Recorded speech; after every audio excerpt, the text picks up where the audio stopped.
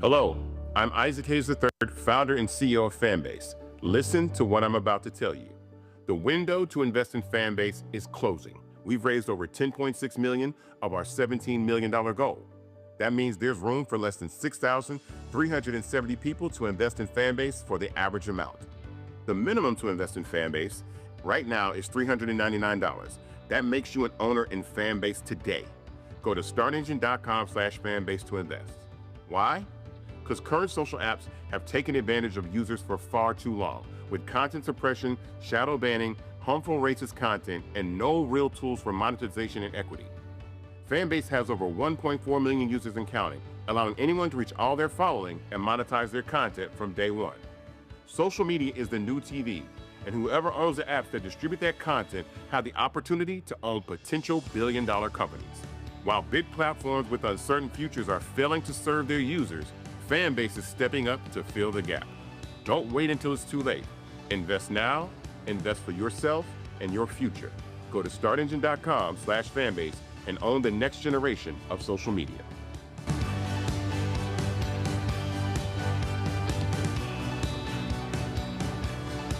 Black Star Network is here. Hold no punches. I'm real revolutionary right now. Support this man, Black Media. He makes sure that our stories are told. Thank you for being the voice of Black America, Roland. Stay black. I love y'all. All momentum we have now, we have to keep this going. The video looks phenomenal. See, this difference between Black Star Network and Black-owned media and something like CNN. You can't be Black-owned media and be scared. It's time to be smart. Bring your eyeballs home. You dig?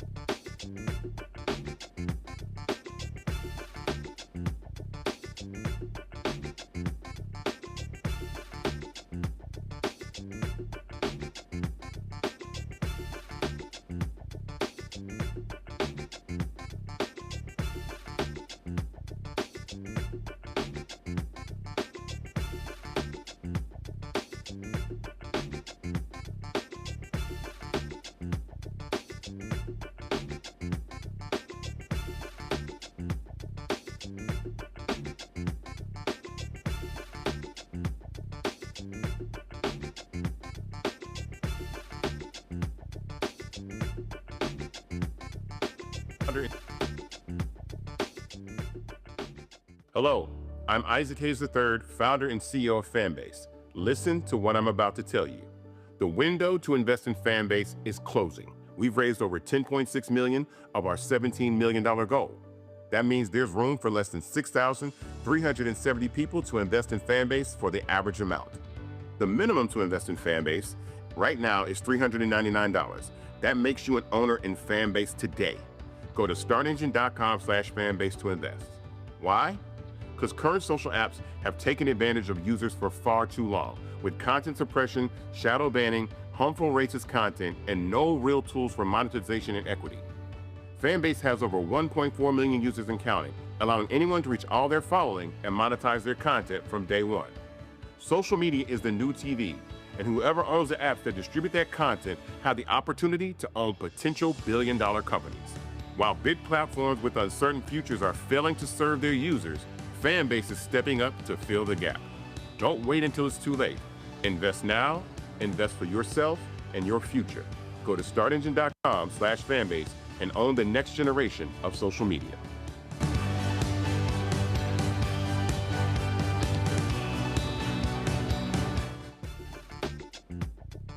2025 coming up on Roland Martin Unfiltered, streaming live on the Black Star Network. I told y'all Donald Trump and MAGA does not give a damn about black people. 2 housing discrimination cases in Texas, my home state, are on hold because of MAGA. We'll talk with a reporter from ProPublica. They've been reporting on this story. They also don't care about regular, ordinary people. Do you realize that Trump is trying to give money back to a company that was hit with discrimination charges from the Consumer Financial Protection Bureau? I'll tell you about that as well. 10,000 folks getting laid off at the Department of Health and Human Services. These MAGA cuts continue, and yes, they will negatively impact black people as well as veterans. Well, guess what? The country's $1.6 trillion portfolio of student loans will be leaving the Department of Education and going over to the Small Business Administration. Do they know how to manage that? Yeah, we'll break down that. Also, Phoenix, Arizona, cops, they actually repeatedly punched a black man with cerebral palsy. They get suspended for 24 hours.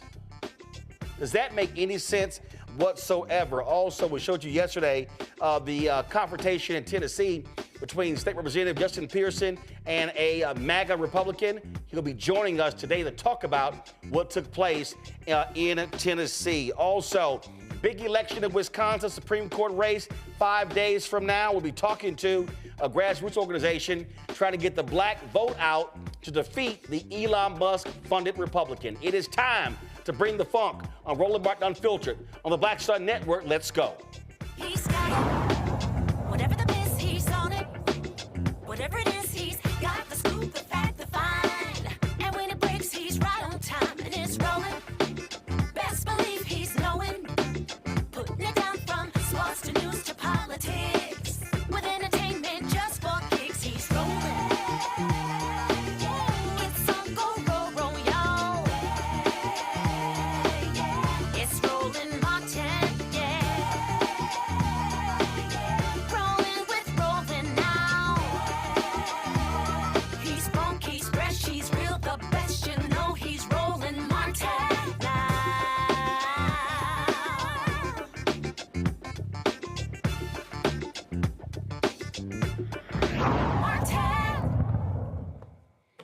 Donald Trump picks a black man to lead HUD, Scott Turner. He's actually from Texas, but all skin folk ain't kinfolk. The Department of HUD is actually dropping 2 cases of racial discrimination that have been filed in Texas. Joining us right now is Jesse Coburn, a reporter with ProPublica. They have breaking down this story.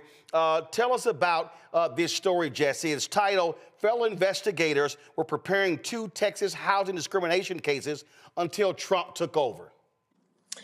Yeah, and thanks for having me, Roland. So HUD for years has been mounting 2 major investigations into alleged housing discrimination in the state of Texas.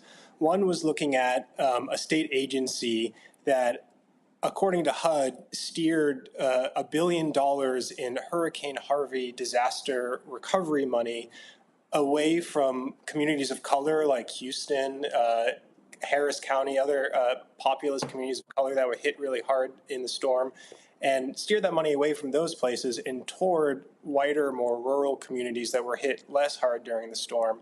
The other case involves a homeowners association outside of Dallas that passed rules in 2022 that prohibited landlords from renting to Section 8 tenants, so people who had housing vouchers that were subsidized by the federal government to help them pay for their housing. These are poor, elderly, or disabled people. In this town, it's called Providence Village. Nearly all of the voucher holders in the village were black, and some of them started moving out after this rule was passed. HUD found that violated the Fair Housing Act and issued a charge of discrimination in that case. HUD referred both of those cases to the Department of Justice, which is a normal step after the Housing Department finds evidence of discrimination. And what normally happens is that the Department of Justice then takes those cases and files lawsuits against the alleged perpetrators of that discrimination. But what happened here is after the Trump administration took office, the Housing Department yanked both of those cases back without explanation. And officials who I spoke to said it leaves these cases in a state of limbo, and they think it probably kills them. There's no clear way for them to move forward now, which is a remarkable turn of events given just how long the federal government spent investigating these cases and how sure it was that illegal discrimination had occurred here. Right, and so here's the issue. Here's the issue that we are dealing with here. And we've seen this not just with housing and so many areas. Donald Trump and MAGA basically is saying where there's been discrimination against black people, we don't give a damn. They're literally ending these cases. There was a voting rights case in Texas. They pulled out of that lawsuit. We start talking about every single one of these departments over and over and over again. Donald Trump, J.D. Vance, Elon Musk, and MAGA are essentially saying there's no discrimination. We are ending everything, and we can see this in multiple areas in the federal government. It certainly doesn't seem like a major priority of the administration, and it's not just these cases. As you said, at HUD, the agencies just cut dozens of grants to local organizations that fight housing discrimination. There's projections circulating within HUD that the division that fights housing discrimination is going to be cut by as much as 76%. The Department of Justice in January, there were memos circulating saying, hey, we're going to freeze all of our civil rights litigation right now. The Department of Education just gutted its civil rights office. So there's a trend happening across the federal government that suggests a sort of broad rollback of civil rights enforcement under the second Trump administration. I did a video shortly after the inauguration where I said MAGA wants to defund Black America. What this is saying right here is that if Donald Trump, Republicans, and MAGA, they don't represent all Americans. They don't represent all constituents. What they're saying is to Black Texans and others, y'all don't matter. We don't actually care. They're not even looking at these cases from a factual standpoint. It's literally, hey, they're looking at anything that says discrimination, race, equity, diversity, inclusion. Hey, if that's involved, it all ends. I haven't seen anything where they say, you know what, we're going to continue these actions. They are basically saying to people, if you discriminate against black people and others, you got free reign because HUD, DOJ, and other agencies, we're not going to do anything to you. Yeah, and I spoke to a fair housing lawyer who used to work at HUD and was representing some of the plaintiffs in these cases, and she expressed the concern that we could be moving back to like a pre-Civil Rights Act era, where discrimination is rampant. I mean, that's someone who's spent her life working in this area, and that's her concern. So, for people who are working in this area, there's really alarm bells ringing right now. But I do want to talk about that $1 billion because here's the deal. The late Sylvester Turner, former congressman, he was the mayor of Houston. He was the mayor then. And what you had there was you had Texas governor, Republican, MAGA Republican, Greg Abbott. They were like, you know what, we're going to penalize Harris County. And the Republicans in the Texas legislature, and again, I'm native Texan, so this hat ain't just for show. they were targeting Harris County. They hate Harris County. They hate Harris County because it's blue. They hate the fact that there are 4 Democrats who are on the Harris County Commissioner's Court. They hate the fact that Democrats control the city council. Democrats control the district attorney's office. And so this was about penalizing Harris County, and you had massive damage in Harris County, and that money came from the federal government. That money came from the federal government, and this is the problem when it goes to the states, where the governor can say, I'm going to decide how it's being spent, and they simply said, we're going to screw Harris County, and we're going to spend the money elsewhere. And to me, and I would love for some lawyers to weigh in, but this actually has a negative impact, as your story lays out, on African Americans and others, because these are largely black and brown people who were impacted by this. That's certainly HUD's view. I mean, it's kind of remarkable. In the city of Houston, I believe half of all buildings were damaged in Hurricane Harvey, and the city of that initial $1 billion didn't get a penny. Harris County, not a penny. So, when you think about, the sort of racial composition of the city of Houston and of the other counties that, were basically snubbed for this money, it's not hard to see why HUD came to the conclusion, that there was a sort of race-based discrimination here. Yep, absolutely. So essentially, with them abandoning this, do the residents there have any place to go? So the plaintiffs or the complainants in the cases, they can bring their own lawsuits, but that's a costly and time-consuming process. And in the Hurricane Harvey case, they'd be fighting the state, which has endless resources to litigate these cases, and they've shown that they really don't think the cases have any merit. They've disputed the allegations from the start. I don't see them backing down from a fight on this. But, it's really the federal government's job to enforce civil rights laws. So I think some, fair housing advocates would argue, the victims of this alleged discrimination shouldn't have to, spend their own time and money, fighting these cases in court. That's the government's job. And, as they see it, the government's not doing that here. So, short of that, it's not really clear how these cases move forward. They might just die on the vine. Folks, here we go to my iPad. Folks, if you have the time, go to ProPublica.com, ProPublica.com. You can look at this story. Fellow investigators were preparing 2 Texas housing discrimination cases until Trump took over. The story done by journalist Jesse Coburn. Jesse, we appreciate you being on the show. Thanks a lot. Hey, thanks so much for having me. I'm going to go to my panel right now. Dr. Greg Carr, Department of African American Studies at Howard University. Glad to have you, Greg. Also, Dr. Nola Haynes, of course, she also is a foreign policy expert professor at Georgetown here in D.C. Glad to have both of you here. Greg, you've got family there in Texas. Nola, you from next door in Louisiana. I'm just going to be, here's the deal. I'm going to say it, and I don't care. He appoints a Negro to lead HUD, who's from Texas in Scott Turner. They do these actions. All of those Negroes who were dancing and enjoying themselves at the White House Black History Month reception, silent. You've heard them say nothing. Nothing about this case, nothing about them pulling out of the case of Cancer Alley there in Louisiana impacting black people, nothing about all of these here. And so it's fundamentally clear. Donald Trump, J.D. Vance, Elon Musk, Doge, the Republican Party, MAGA, don't give a damn about black people, Greg. They don't care. You're right, Roland. And the beautiful thing about this is perhaps we finally will get the message that they don't in a way that will help us react the way we should be reacting. We don't give a damn about them. Let's be very clear about that. In fact, it's ironic. Last night in the class I teach over at Howard Law School, we covered the chapter in our casebook on housing law and housing discrimination. The Fair Housing Act of 1968 has been ineffective in a lot of ways. We know that.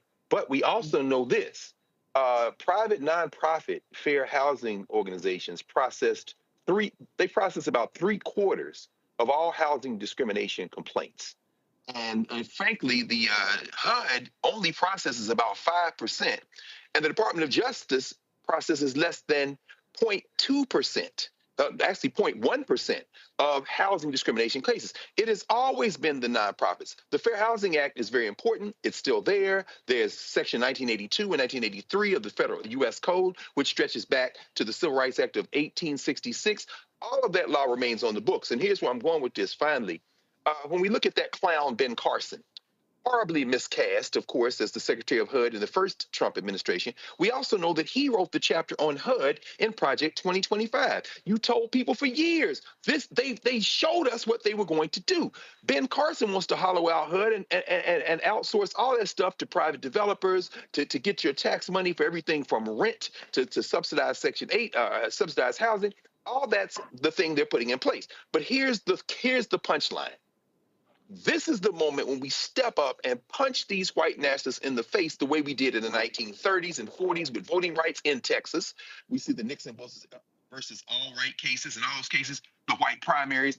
Our lawyers must congeal around the idea of these private, nonprofit, fair housing organizations using the Constitution, win or lose, around the 14th Amendment, around the Civil Rights Act of 1866, around the Civil Rights Act of 1964, and around the Fair Housing Act of 1968, because the federal government has never been a champion of fair housing. And that goes for both administrations. See, this is the moment right here, Nola, for me, that if you're Democrats and you're talking about regaining power, then you hit stuff like this very hard.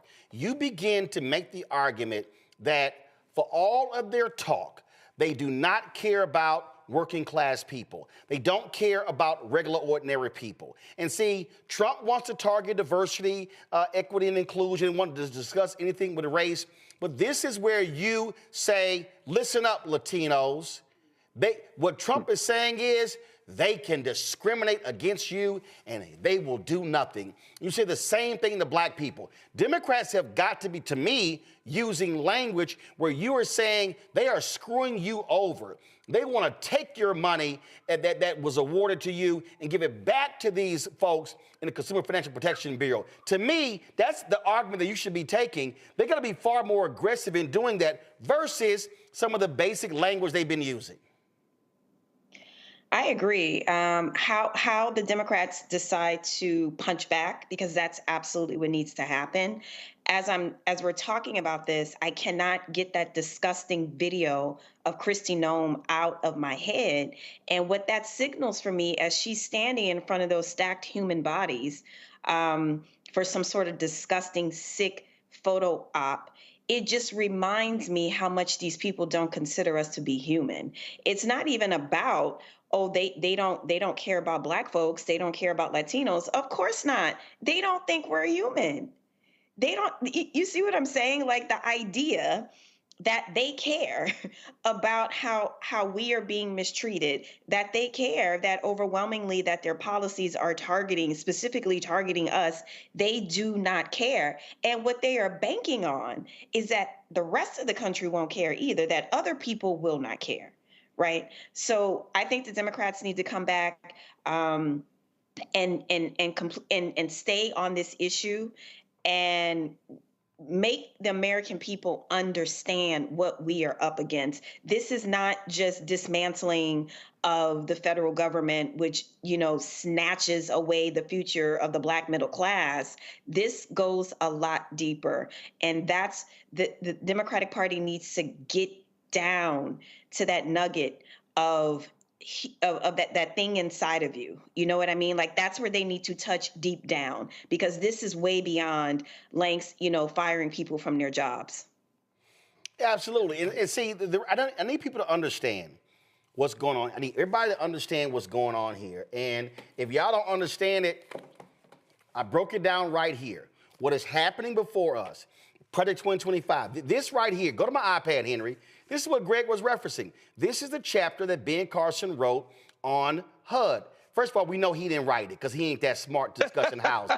So let's be real clear. He put his name on it, or his name was attached, or he agreed to allow his name to be used, but he is not that smart on housing policy to write this section. This was written by white conservatives in the Heritage Foundation. But I lay out in my book, White Fear, how the browning of America is making white folks lose their minds, that the attack on civil rights and on things, not just DEI, but the attacks on, again, fighting discrimination, this is because of this. They are scared to death. And the reason, Greg, I keep saying why Democrats should not run away from this versus trying to use this non-racial language to appeal to white people, the reality is Vice President Kamala Harris did not lose because she lost white voters. In fact, the polls show, the exit polling, the data show from Black Voter Project, from pollster, from my man Terrence,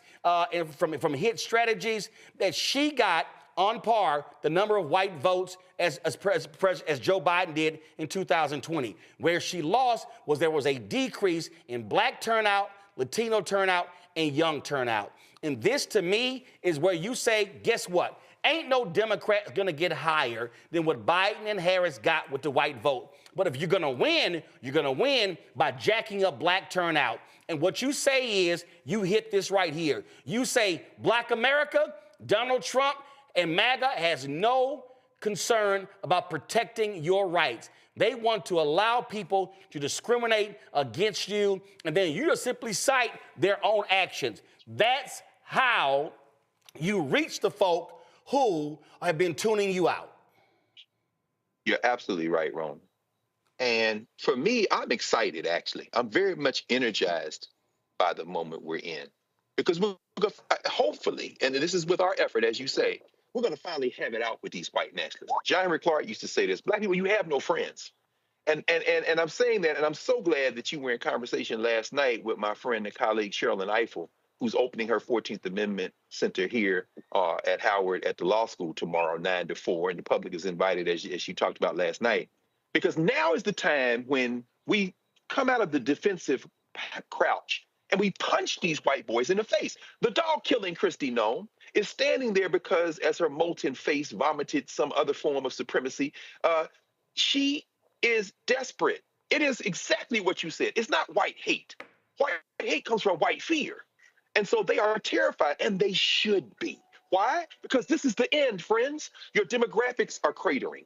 You're losing support. There was an article in the Financial Times today that talked about how poor whites in rural Louisiana, their hospitals are going to close if MAGA Mike Johnson, whose district 53% of those people rely on those benefits between Medicare and Medicaid and Obamacare, while these people cut their throats, these white nationalists will go to the grave voting and choosing their whiteness over their lives. But as you have said for a long time, as our friend Gary Chambers says in Louisiana, when we vote our numbers, we win.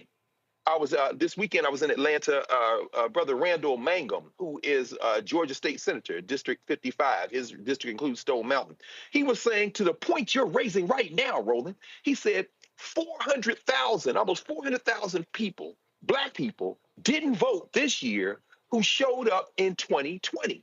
And they carried Georgia by over 100,000 votes. That was enough to deliver Georgia blue 4 times almost. If we organize, if we participate, we win. And this is, last thing I'll say, this is the point you're raising, Roland. It is so critical, and it excites me to no end.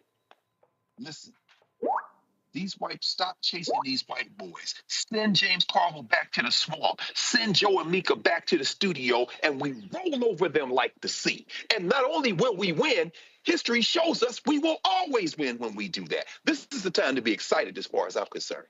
Indeed. And a little bit after this next segment, we're going to talk about Kristi Noem.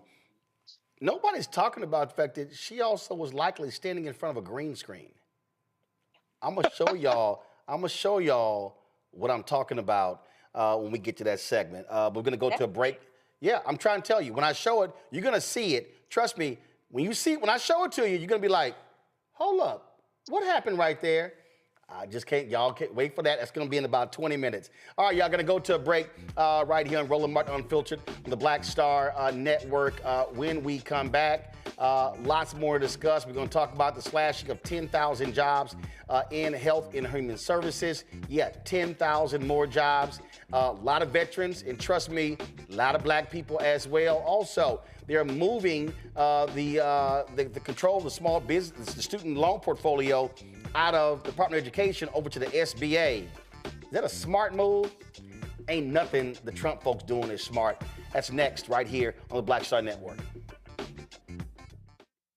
This week on the other side of change. The economy is not working. Trump's got trade wars, recalls, the price of groceries are through the roof. And there is a better way. There is another way. Join us as we talk more about it and we reimagine something better on the other side of change. Only on the Black Star Network. We begin tonight with the people who are really running the country right now. Now, Trump is often wrong and misleading about a lot of things, but especially about history. Donald Trump falling in line with President Elon Musk. In the wake of the unsettling news that MSNBC has canceled Joy Ann Reid's primetime show, The Readout, Roland Martin and the Black Star Network would like to extend an invitation to all of the fans of Joy Ann Reid's MSNBC show to join us every night to watch Roland Martin Unfiltered, streaming on the Black Star Network for news, discussion of the issues that matter to you, and the latest updates on the twice impeached, criminally convicted felon-in-chief Donald Trump and his unprecedented assault on democracy, as well as co-president Elon Musk's takeover of the federal government. The Black Star Network stands with Joy Ann Reid and all folks who understand the power of black voices in media. We must come together and never forget that information is power.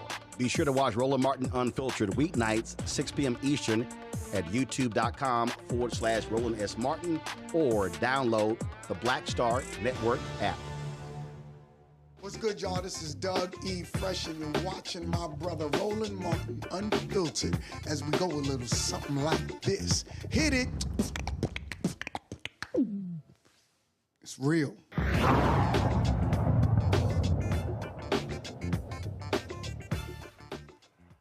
If you're among the 43 million Americans with student loan debt, you will soon be making the payments to the Small Business Administration rather than the Department of Education. That's because the twice impeached, criminally convicted felon-in-chief Donald the Con Trump announced this change on March 21st. Here is that fool. The SBA, the Small Business Administration, headed by Kelly Loeffler, is a terrific person, will handle all of the student loan portfolio. We have a portfolio that's very large, lots of loans, tens of thousands of loans, pretty complicated deal. And that's coming out of the Department of Education immediately, and it's going to be headed up by Kelly Loeffler at SBA, and they're all set for it. They're waiting for it. It'll be serviced much better than it has in the past. It's been a mess. Roxanne Garza, the Director of Policy at Ed Trust, joins us now. Glad to have you here, Roxanne. Roxanne, real simple. Okay, the move makes no sense. This is all about destroying the Department of Education. And it's not like you're saving jobs because you're going to have people who are experts in this simply still do the same job. Yeah, no, that's definitely correct. It doesn't necessarily create a better system for students and borrowers. And, I just want to say this has just been something that the president has talked about in a comment. There has been no plan put forward for what this would look like. I think the important thing to note is that everybody's talking about the executive order that the president signed, to begin to shut down or dismantle the Department of Education. They themselves have acknowledged that they need Congress to do that. They cannot unilaterally do that. They also cannot unilaterally move the student loan portfolio to the Small Business Administration. That is also in law. So the idea that in the meantime they can do this piecemeal shuffle of core functions of the Department of Education to other agencies is not right. It's also illegal. I mean, they could do it, but it would be while they are ignoring the law, essentially. Okay, so what will be the impact on just regular, ordinary folk? So the impact here would likely be just a lot of chaos, unanswered questions for students and borrowers. I think already, even before he signed the executive order, there were mass layoffs at the Department of Education. So a lot of the expertise, the technical expertise that you need to run this very complicated program has already been lost. Before all of this happened, it was already hard to get somebody on the phone to answer your question whenever, maybe you noticed you had a missing qualifying payment for something like public service loan forgiveness, or you were having trouble, getting in touch with your servicer. You would normally contact the Federal Student Aid Office. You would contact, the people there that are meant to help you deal with these problems. Now, those people, aren't necessarily there because they've let a lot of people go in these mass layoffs. But I would imagine if they end up being able to pull this off and move the loan portfolio to the SBA, again, illegal, but if they do somehow manage to do it, there won't be people there with the expertise on student aid policy, the legal ways that you run that program to answer those questions, or even just like the customer service that students and borrowers need to help them answer their questions to navigate this complex system. So you're likely to see, long wait times, more confusion, and people just not knowing where to turn when they need help with managing their student loans. So again, to me, this is just more chaos and more disruption. That's really what the goal is. Yeah, I think that's right. I think, causing chaos, wreaking havoc. We already saw that in the last couple of weeks when the Department of Education essentially took down the applications for the income-driven repayment plan. So there was no option for folks to go online and apply for an affordable, manageable repayment plan.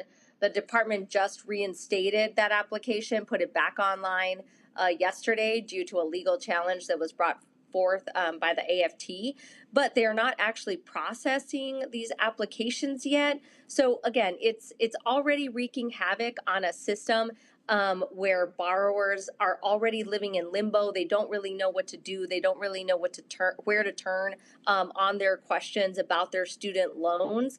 And then infusing that with this conversation of, well, let's move the portfolio to another agency, the Small Business Administration, which we don't really know, why. I think more importantly, the president said, that they will do a much better job. There's been no evidence, no plan to show why they would be doing a much better job at serving, students, their families, and borrowers. All right, then. Well, listen, it's more drama. That's what they want. It makes no sense whatsoever. Anything else that our audience needs to know? I would say, if you are having trouble reaching somebody at the Department of Education or in this shuffle, if you're having trouble accessing, answers, I would reach out to your member of Congress. They have caseworker teams that are meant to help when you're having trouble with an agency. That's what they're there for. They should also know that these announcements, these executive orders are causing distress for their constituents. They're having trouble getting their questions answered. So I would definitely reach out to your member of Congress, make sure they know, tell them, why this is a bad idea, why this would be, a terrible thing to do at a time when, students and borrowers and their families, this is the last thing they need. They don't need more concern and confusion and chaos around, the payments that they need to make for their student loans. So I would definitely just make your voice heard in that process. All right. Roxanne, I appreciate it. Thanks a lot. Thank you. Folks, a little bit earlier, Greg talked about the pathetic individual who is the Director of Homeland Security, Christine Nome. Well, she was touring the prison in El Salvador wearing a $50,000 to $60,000 Rolex. And she decided to post this on social media. It said, I toured the CECOT, El Salvador's Terrorism Confinement Center. President Trump and I have a clear message to criminal illegal aliens, leave now. If you do not leave, we will hunt you down, arrest you, and you could end up in this El Salvadorian prison. And this is what she said. Here at CCOT today and visiting this facility. And first of all, I want to thank El Salvador and their president for their partnership with the United States of America to bring our terrorists here and to incarcerate them and have consequences for the violence that they have perpetuated in our communities.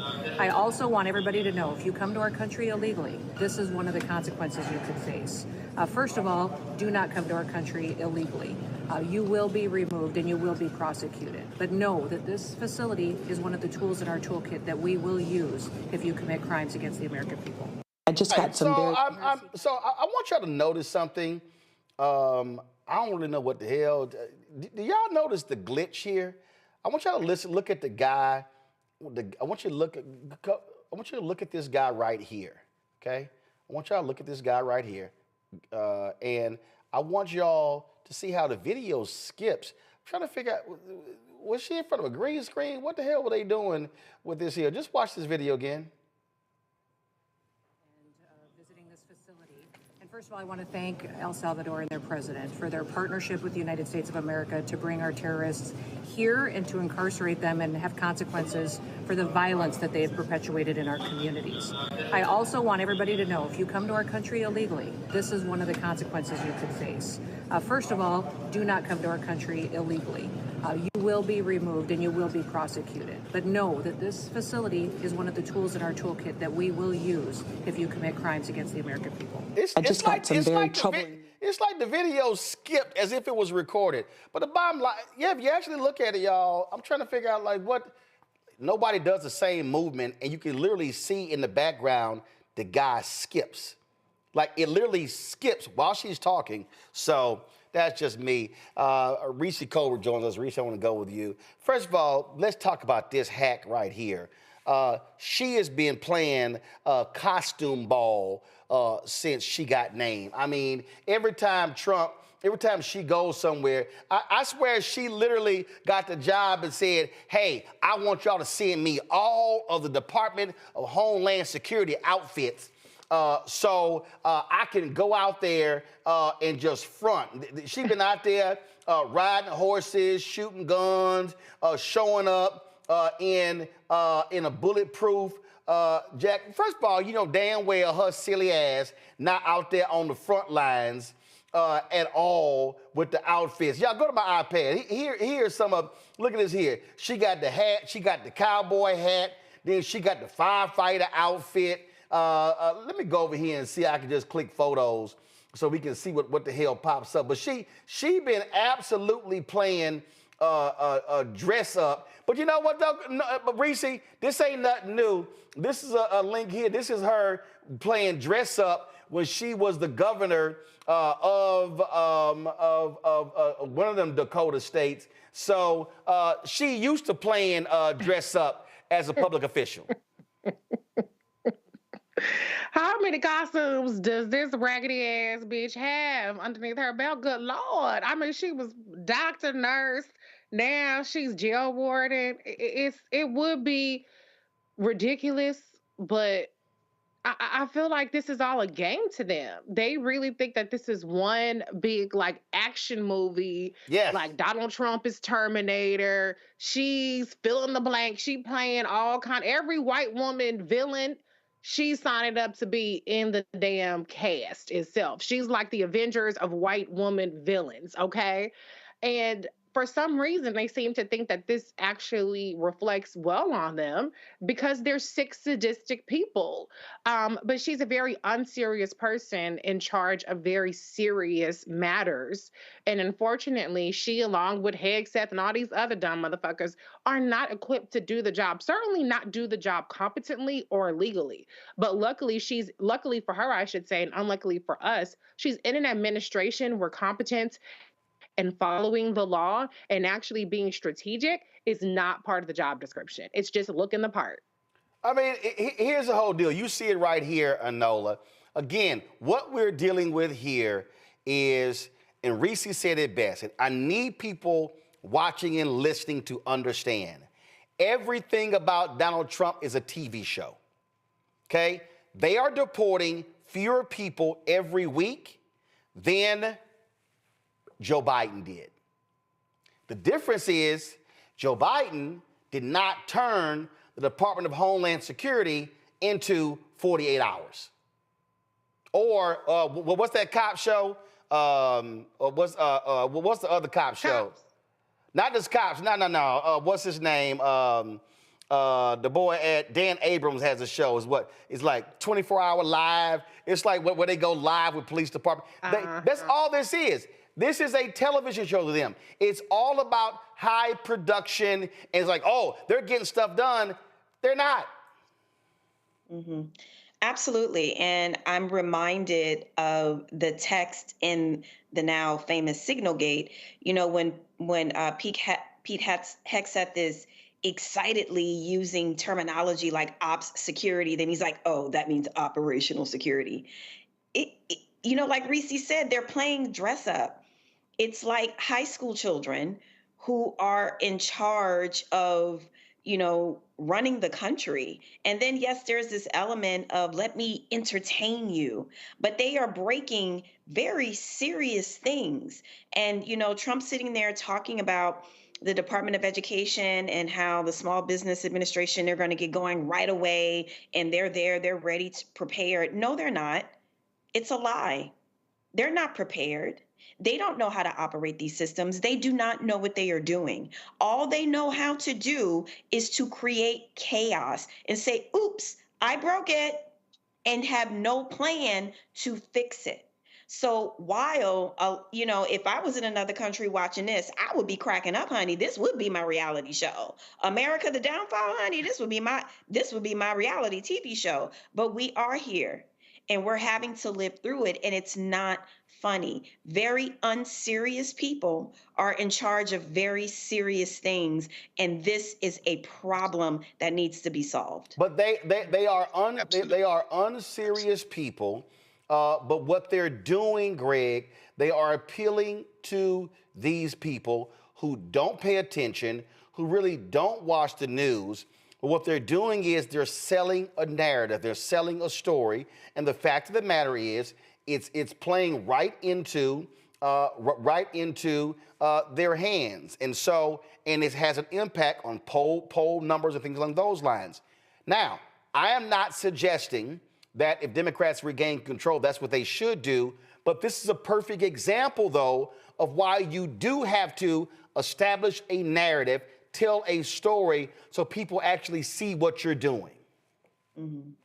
Absolutely. And we can't stress this enough.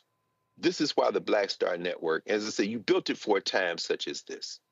It's not time to try to reason with these people. It is time to destroy them politically, to break their political backs. When we saw Justin Jones a couple of weeks ago going to battle in the Tennessee legislature, the hyper-gerrymandered white nationalist Tennessee legislature, tonight when you talk to Justin Pearson, who did the same thing, it's not the time to shrink back or to talk about my colleague. It's time to go on the offensive like Jasmine Crockett has done. And, you know, you said this earlier talking with Roxanne Garza. You know, the cruelty is the point. The point is chaos. They got a $4.5 trillion tax cut they're lining up. That's the thing for us to keep our eyes on if we're going to keep our eyes on anything. But all the rest of this stuff, and you just said it again, you know, he didn't staff a cabinet. He cast a cabinet. And whatever his obsession is with 1980s, I don't know, Cinemax After Dark, D-list porn stars, like the ones who look like Kelly Loeffler or Cruella DeVille, Tulsi Gabbard or Christy Nome. These are aging porn stars from the 80s. And he's got a fascination with these white women with this fake ass hair who look a certain way. But here's the point. They caught the car. It's a beautiful thing. They caught the car. The federal government is too big for them to destroy.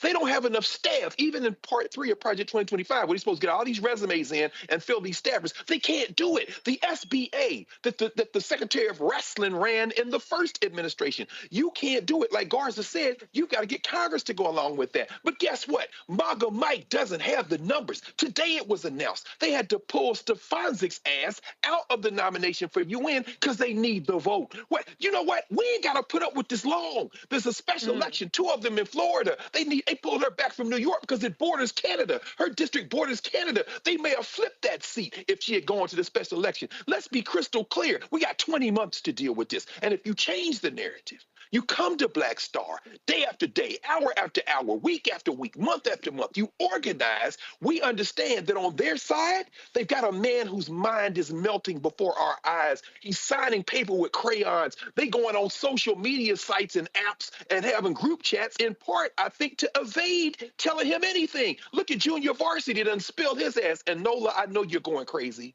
because all those countries around the world that used to share intelligence with the United States, they ain't about to give them shit. They like, I'm not showing you shit. I found your social security number and your telephone number in the dark web. You were in Russia tweeting and texting in the group chat. Then you talk to this woman who got a little Cruella Divine gray streak out her hair, and she's sitting up there looking like she about to cry, and you ask her where she was, and she said, I don't know. Ain't you in charge of all the damn spies in the country? They took the car. They are going to implode. All we got to do now is organize, and we will roll over them like the sea. This is a beautiful moment if we can get our act together. Indeed. So Greg there mentioned where we're going in terms of what we're doing with this network. Let me explain to y'all how Black people get screwed by folks. It's time for our Where's Our Money segment. Did Nola speak in that last segment? He did. He's been frozen out. Facing an extinction level event. We don't fight this fight right now. You're not going to have Black-owned media. All right, folks. So I told y'all in the 6.5 years that we have done, we've launched this show and the network. I have had numerous meetings with major corporations and with ad agencies. And I'm talking about Group M, I'm talking about Dentsu, I'm talking about Publicis, I'm talking about IPG. I mean, I can go on and on and on and on and on, all of these different agencies that we've met with. And you know what many of them have told me? We don't buy news. We don't buy news. We don't buy news. I've met McDonald's. We don't buy news. I've met with JP Morgan Chase, flew to New York, all these companies. And it's amazing how folks say, we don't buy news. Well, the Financial Times dropped this story right here. And I'm going to show y'all right now. And if y'all want to understand the lies being told, it's right here. Blue chip advertisers flock to Fox News following Trump return. Viewer numbers have soared in past year, prompting many companies to return to the Murdoch-owned channel. So when you go into this Fox News has attracted 125 new blue chip advertisers since the U.S. election. And what does it say? Companies include Amazon, GE Vernova, JP Morgan Chase, Netflix, and UBS have recently aired advertisements on Fox News for the first time in the last 2 years. Jeff Collins, Fox Corp's president of ad sales, said historically after an election, networks will see ratings dip. When we saw an acceleration in ratings, we saw new advertisers coming in. Well, guess what, y'all? We've seen a dramatic increase in our numbers since the election. Haven't seen any of these companies advertise. See, I've been telling y'all, I need y'all to understand something, because some of these Simple Simon Negroes love to sit here and say, man, there you go, you big and white man for money. Well, first of all, any dumbass that says that doesn't understand the media business, because the media business is driven by advertising. Every media company, Disney, Comcast, Fox, all of them, Sinclair, run the line, Salem, all of them, iHeart, they all run on advertising. Nearly $400 billion is spent every year on advertising. Black-owned media gets anywhere from 0.5 to 1% of the advertising money. Now, I've talked about this stuff in the last 6 years. And what happens is whenever I bring this up, it's amazing how it doesn't get much traction. Folk don't click the like button. They don't hit the button on YouTube, all that sort of stuff like this. But if I post some bullshit, oh my goodness, it's amazing how it takes off. But this right here, this story right here is primarily why black-owned media doesn't grow. In 2018, former Fox host Tucker Carlson's on-air comments about immigrants making the U.S. poorer and dirtier spurred big brands such as T-Mobile to pull ads from its program. T-Mobile ain't never advertised on here, even though I sent their ads $480 this month for the goddamn cell phone bill. So I spend more money on T-Mobile than they spend here. So what I'm trying to lay out to y'all is this story right here. Not a single one of these brands, not a single one of these companies and not a single one of their agencies can then tell me, oh no, we don't buy news. We don't buy news. Well, if y'all don't do opinion, why y'all buying Fox News? And I don't want to hear this nonsense, well, Fox News has news shows. No, they don't. Fox and Friends ain't a news show. Bill Hemmer and Dana Perino ain't a news show. The Five is not a news show. Fox News, 24 hours, 7 days a week, is a propaganda network. But these companies will spend millions of dollars with them. Greg, I know you got to go at the top, but I want to go ahead and go to you first. This is precisely what I have been saying. This is how right-wing media and mainstream white media is funded. The reality is this here. If you take MSNBC, CNN, and Fox News, those three networks combined do in excess of $2.5 to $3 billion, not in revenue, in profit. In profit. And this is why we can't have more shows, bigger shows, more hosts, do marketing, have more writers, because they will tell us, and I have been in the meetings, and I'm going to say it again, Publicists, how much have we gotten? Zero.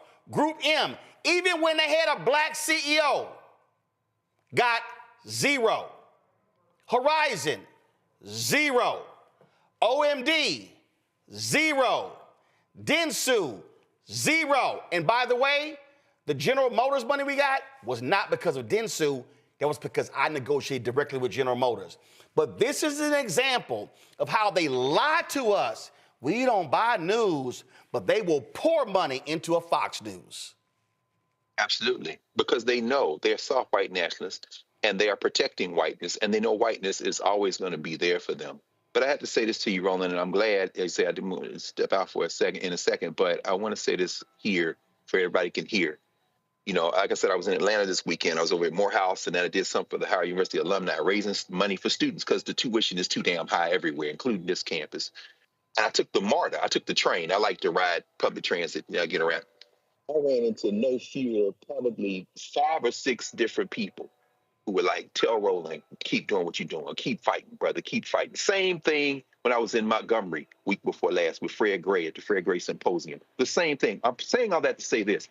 When Carter G. Woodson couldn't get the grants from the white foundations, he got a little bit of money here, a little bit of money there. And finally he said, you know what am I doing? They don't fund this kind of thing. Those institutions that you have gone to time and again and will continue to fight, they fund whiteness. Woodson said, they're not going to fund me, and I don't want them to fund me. His independence, the Association for the Study of African-American Life and History, was based on nickels and dimes for school children, from black educators, from black churches, from black folk who gave money. And that institution continues to this day. There is no Black History Month without Asala, and there's no Asala without the black community. I'm saying this, all that to say this, Roland. As you continue to wage this war, and I saw something you put on social media, I just saw it, where you said, oh, y'all want to stop all the DEI at Michigan? If those black players stop playing, I bet you run back. Watch this, y'all. We are at a moment when everybody's true colors are being revealed. And as this thing continues to catch momentum, all those years you have spent since you built the Black Star Network, on the road with the Roll-O-Mobile, helping organize, having forums, all the places you show up, live streaming, everything from the Celebration Bowl to town halls and forums, all that stuff begins to pay off as people look for a place to come. We saw what happened to Joy Reid. We saw what happened to Tiffany Cross and everybody else on these other spaces. But guess what? This ain't that.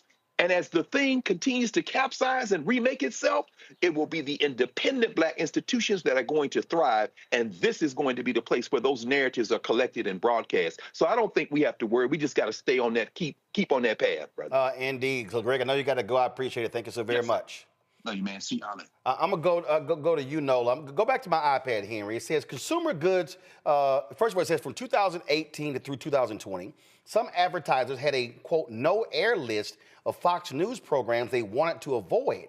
According to a person close to the company, these tended to be opinion shows, such as Tucker Carlson's nightly program, the person added. Consumer goods company Procter & Gamble, one of the largest advertisers in the United States, stopped running ads during Carlson's nightly show, but returned to that slot in 2023 after he was ousted from Fox. P&G said its ads appear on a wide range of media that deliver a breadth of content. We constantly monitor advertising placement to ensure the media companies from which we buy ads meet these standards and address any potential issues directly with the appropriate parties. Now, a couple of years ago, we actually had a partnership with Procter & Gamble. We advertised we actually broadcast from the Cincinnati Music Festival, covered the event down there. Haven't done anything since, even though we deliver the numbers. And I remember the CMO of Procter & Gamble at a conference of Black radio executives actually said that what we did was a great way of delivering value. Mark Pritchard, here's the problem. They ain't spent $1 with us since. Now, we've had meetings, but I keep telling these companies and these agencies, I can't deposit meetings. And at those meetings, I'm the only one in that meeting not getting paid. They getting paid to be in the meeting, not me. Listen, people will pick your brain to death, honey, and not pay you a dime. But I'm glad we're having this conversation, especially as new media seems to be all the buzz and everybody's using that terminology. You know, I loved everything that Greg said, and I am going to invoke his prophetic voice, and speaking life into this is where people will come. This is where people will come to get their information, their news. This is where people will come to be in community. And so I'm going to speak that life into that. But, this is a really important point as people are trying to think about, I'm part of a group called Persist, and still in the messaging world. I can tell you from Persist and all over the place in the national security community, so many conversations are being had about, okay, how do we do this new media thing? Everybody's trying to figure out where we're going to get money from. How do we do it? How do we match what the Republicans did for the last presidential cycle? How do we find money for content creators? How do we find money for influencers? How do we reshape this news ecosystem? And here you sit, Roland, you've been ahead of the game in that regard. But this is, to Greg's point, this is a pivot. This is a time of change. And everyone is recognizing that the media landscape is changing, and they are going to feel it. This is my prediction, my prophetic voice. The same way Target's sitting up there looking crazy, and this is the only thing that's gonna get through to them. They gonna continue. All right, y'all keep playing. Y'all keep giving y'all money to these divisive, racist people, and guess what? When your little product's not selling, you gonna wonder why. You gonna FAFO your way out of that job on the board. Like, I'm just here to warn companies, Black people, we are using our resources very differently. And if you don't support us, we will not support you. See, here's the thing, Reese. I believe in just calling a thing, okay? And so here's an article right here. It says 2024 top agencies in the world by revenue.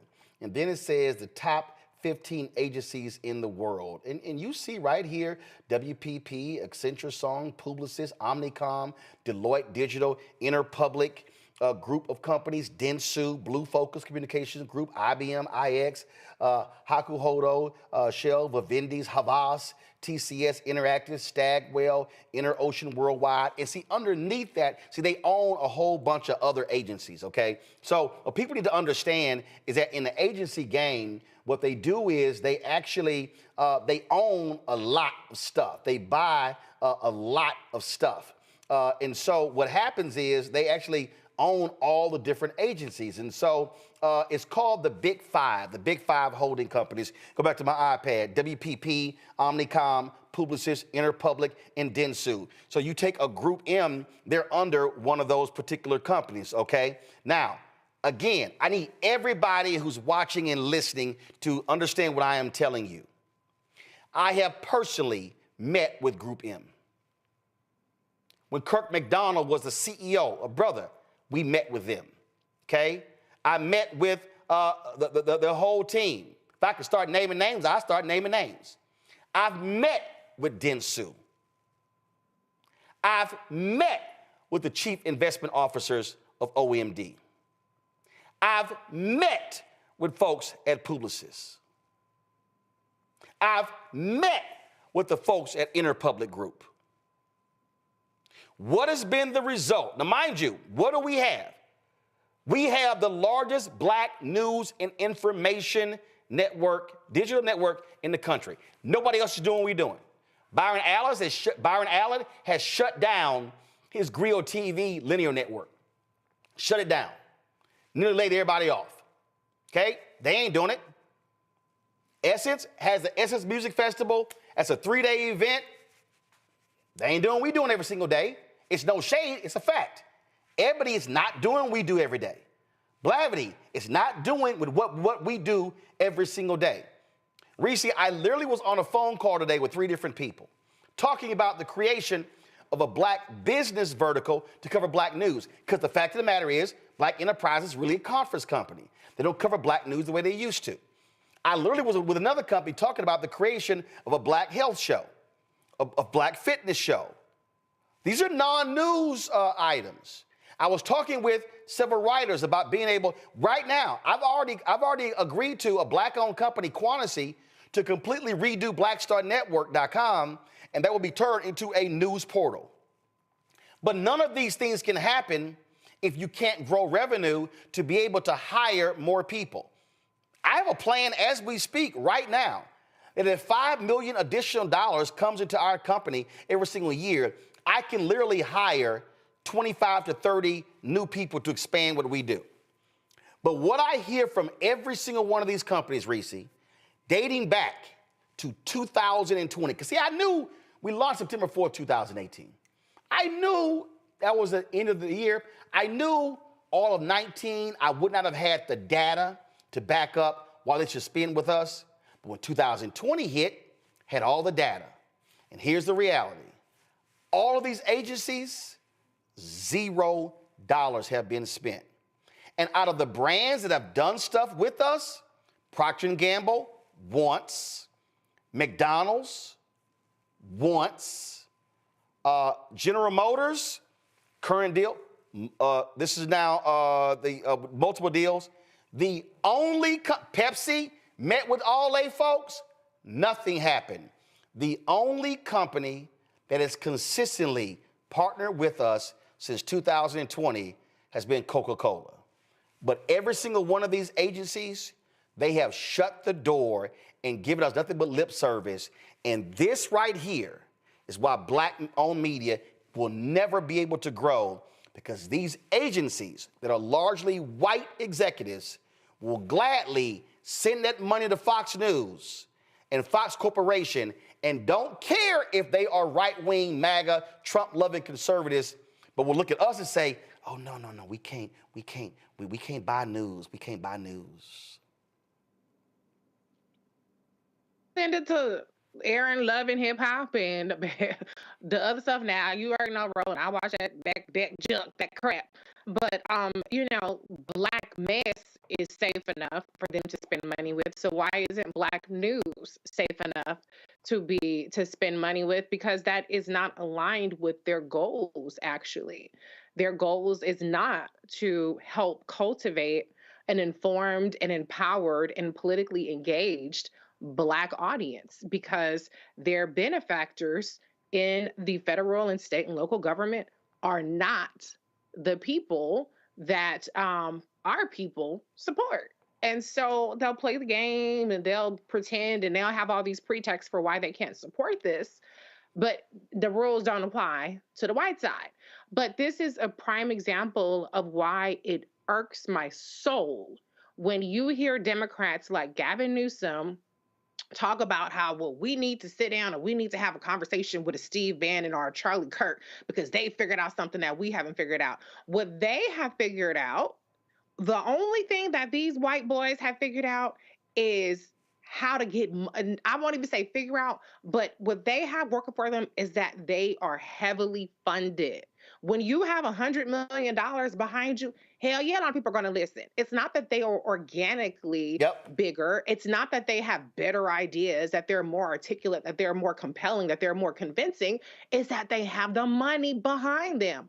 Point blank and the period. That is the only difference between why the Republicans have an information ecosystem, a disinformation ecosystem, why they have the massive numbers on their side is because they pay for it. And Democrats and people of conscience still want to rely on the goodness of all of our hearts to do this work, to not compensate people, to give people talking points, but again, not give them the resources to actually get their message across. It's that everybody thinks that we're just supposed to be bleeding hearts for this, when this is a business.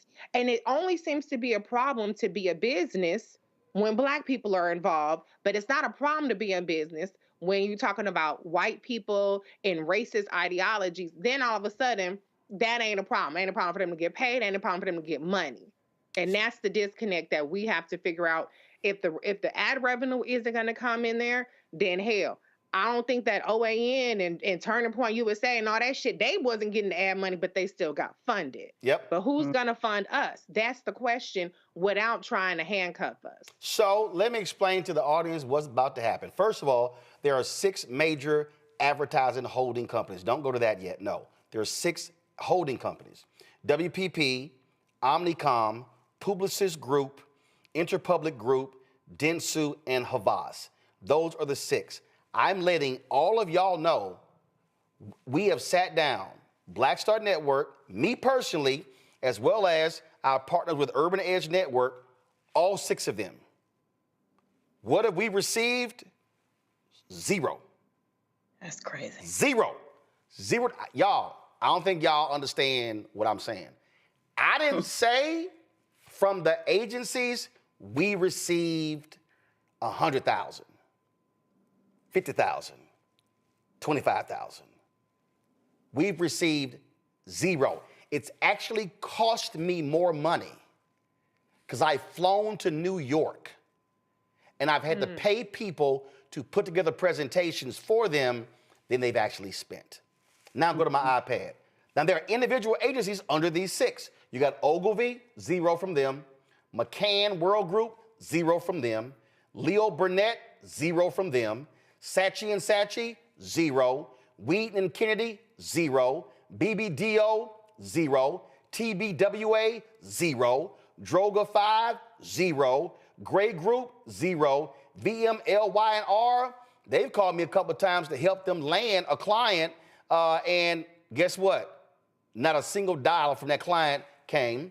Donor, 0. FCB Global, 0. Marketing Architects, the ad agency, Play Creative, DDB, 0. McKinney, 0. All of these folks. So I just need y'all to understand the money game. I need y'all to understand why Ebony went through all of his drama when John H. Johnson died, because Ebony was getting $20,000 for a full-page ad when Esquire, a smaller magazine, was getting $200,000 for a full-page ad. All y'all out there, I heard all y'all Negroes, y'all remember Bob Johnson, Sheila Johnson, they sold out. See, y'all don't understand the game, because guess what? In Brett Pulley's book, on the billion-dollar bet, the unauthorized biography of Bob Johnson and BET, when they were being sold to Viacom, Mel Karmazin, the CEO, as well as Sumner Redstone, discovered that BET was getting paid $1,500 for the same 30-second spot that MTV was getting paid $8,000 for. BET was sold for $2.4 billion and $400 million in debt. The total sale price was $2.8 billion. Well, guess what? If Bob and Sheila Johnson, then married, if they were not being impacted by the black tax, if they were getting fair market value for their ads, that means that if they were getting the $8,000 instead of $1,500, Bob and Sheila Johnson could have actually sold 1/3 of BET for the same $2.8 billion and still today be the majority owners of BET. This is what happens even when we do get the ads, there's a black tax involved. So to the audience, this is what is going to happen. Over the next week, and I've already made it clear to my team, we're going to record Fox News 24 hours a day. And we're going to record every program on Fox. And we're going to write down every single blue chip advertiser that runs ads on Fox. I ain't talking about them 1-800 commercials, because that ain't what I'm talking about. And what we're then going to do is we're going to contact every single one of those blue chip advertisers, and we're going to ask them and their agencies, we have a question. We noticed that you buy Fox News. What black-owned news brands do you also buy? And I'm going to be waiting for them to say, we don't buy any news. And then what I'm going to do, I'm going to come on this show and go on social media and tell all of you what every single one of those brands and what every single one of those agencies said. Because if you are a brand, JP Morgan Chase, UBS, Amazon, and others, if you are putting your money on Fox News, then you should have no problem putting your money on black news and information, black-owned news and information. So, to all the agencies and all the brands, do understand, I have hereby served notice. We are watching, and we are going to tell our audience exactly who you support with your ad dollars, and ask the question, are black people not good enough for your ad dollars as well? I'll be right back. Next on the Black Table with me, Greg Carr. Succession. We're hearing that word pop up a lot these days as our country continues to fracture and divide. But did you know that idea, essentially a breaking up of the USA, has been part of the public debate since long before and long after the Civil War, right up to today? On our next show, you'll meet Richard Crichton, the author of this book, who says breaking up this great experiment called America might not be such a bad thing. That's on the next Black Table, right here on the Black Star Network. Hey, yo, what's up? It's Mr. Dalvin right here. What's up? This is KC, sitting here representing the JODECI, that's Jodeci, right here on Roland Martin Unfiltered.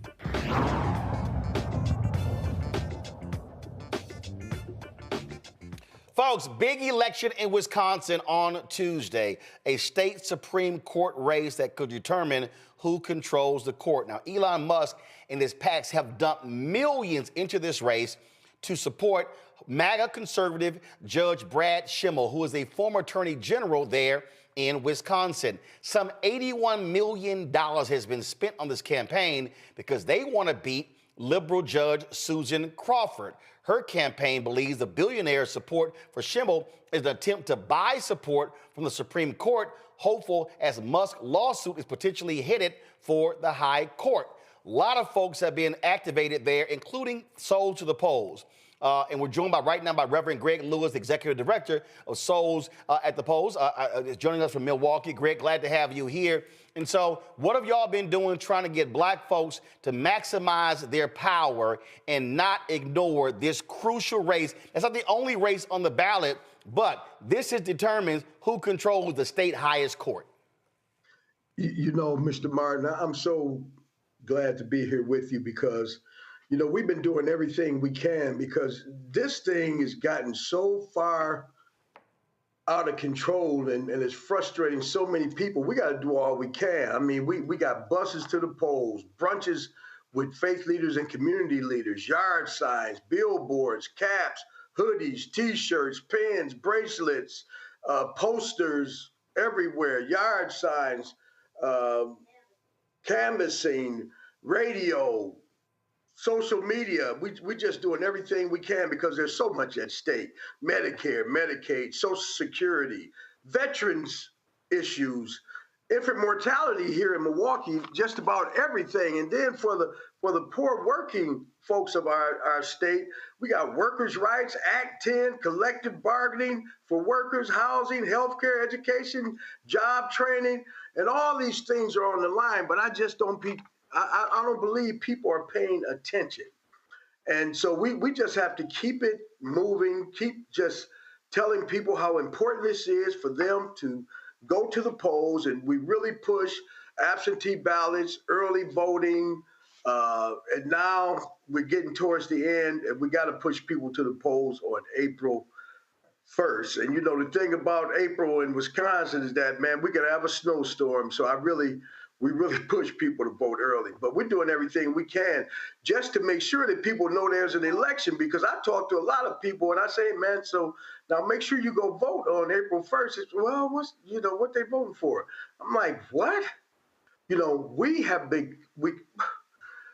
become so disenchanted with everything that we don't pay attention to anything. And that's why we exist as souls to the polls, to make sure that you know there's a vote on April 1st. And here's why this is so important. Now, Henry, go to my iPad. New York Times did a story called What 11 Black Voters Think About Trump's Action in His First Month. Many Black Americans were frustrated by the Trump administration's targeting of DEI programs, but others embraced the speed at which he moved. I want to scroll down to somebody, and this is not about embarrassing somebody, but at the end of the day, she did an interview with the New York Times, and so therefore the information is public. And Greg, this bothered the hell out of me, brother, when I saw this. Keosha Wilder, 39 years old, a public school classroom aide in Milwaukee. This is what it said. Miss Wilder, a Democrat, said that she didn't vote. This is in November. She didn't vote because she believed that Mr. Trump was going to win. Now she is preparing for what she believes he will do in office. End food assistance, Social Security, and housing assistance, among other programs for the poor. I already know that everything is about to end, so I've just been trying to get myself together and look for better paying jobs, Ms. Wilder said. Racism was here before I was born, she said. The battle I choose is employment. Can we get more pay? I work in the public schools and I make $17 an hour. That is not enough. Okay, Greg, here's my problem. If you don't vote, he guaranteed to win. Like, I ain't vote because I thought he was gonna win. So, you know, I remember when I was a youngster, I heard this saying by Martin Luther King Jr. He said, the most dangerous thing in the world is conscientious stupidity, sincere ignorance, and conscientious stupidity. And that's where we are right now. People are just really, they're tuned out. They're not thinking. They're not focusing.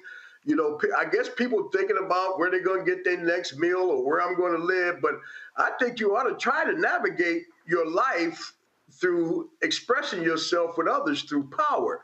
And that's why we exist with Souls to the Polls. I'm like, okay, all those things are, you know, true. And we know that we have these racism issues and bigotry and hate and all those things. But what you going to do, just stand there and just let the anvil fall on your head? You got to at least move. You got to at least run. You know, even in martial arts, they say, you know, the first thing you do when people attack you, you know, your first line of defense is to run. We don't even do that anymore, Mr. Martin. We just stand there and just let things happen to us. And that's why I'm so frustrated. You know, I always say, man, why do you keep letting things happen to you when we can make things happen for us? Here in Milwaukee, we like 42% of the population. A lot of people don't even know that we have black folks here in Milwaukee. The Hispanic community is like 18%. That's 60%. And then all the other nationalities that are here besides white folks, man, we have the power to do what we need to do, but we like Ferguson. You know, we like Ferguson, Missouri. We just let things happen to us when we have the power to stop it, because all the things we fought for in the past, we don't take advantage of. We fought for voting rights. We fought for education. We fought for jobs. We fought to be part of unions. And now we don't even go as far as we need to go to be assured that those items that we fought for are positive in our lives. We just don't do that, and that is so mind-boggling to me. See, So I'm with you. You know, I missed you when you were here in town because I was at Pastor Valerie's church, but I saw you later. You were great. Thank you. I appreciate it. And so, you know, I keep making the point that I really want black people to understand that the most guaranteed way for somebody to win is if we don't show up. And if we vote, and the number I keep saying is voting at 70% of our capacity. I got questions for two of my panelists. I'm going to go to Reese first, then Nola. Reese, what's your question? So much for the work that you're doing. Are there any particular voting precincts that you feel have the biggest impact if you were to, like Roland said, increase the turnout of those who are actually registered? And then if so, how are you all targeting those precincts and those voters? You know, and so to the polls, you know, we really target our churches. So I have about 406 pastors on a roll. And every time it's time to vote, I communicate with those pastors, and hopefully we can get them to communicate to the communities that their churches exist in. And that's just about all the black community, especially 53206, which has the highest crime rate. It has the highest incarceration rate. It's like last in the country and people going to jail. I mean, all these things. I don't know if you know this, but Milwaukee is like almost last in every positive item that Americans appreciate in this country. I don't know if you knew that or not. I mean, housing, jobs, all those things, homeownership, all those things, we're like dead last, and people are not believing that they're not free. It reminds me what Harriet Tubman said. I could have freed a lot more people, but I just can't convince them that they're not free. I'm like, man, do you know we're getting done here? And it's so sophisticated and subliminal that they don't even know that you're being bamboozled. You know, I have to tell people every day, I say, look, you're not even the minority anymore. I mean, even in the world, we're not the minority. 8% of the world is white, 92% is people of color. And I'm just like, you know, we've been bamboozled so bad that we believe the story that we've been told. That's all to it. And that's what's got to change. Nola? Reverend Lewis, there's so much that I want to say, but Roland is going to give me the side eye. But I feel your passion, and I feel, you know, your frustration. And so my question is about that. It's more of a messaging question.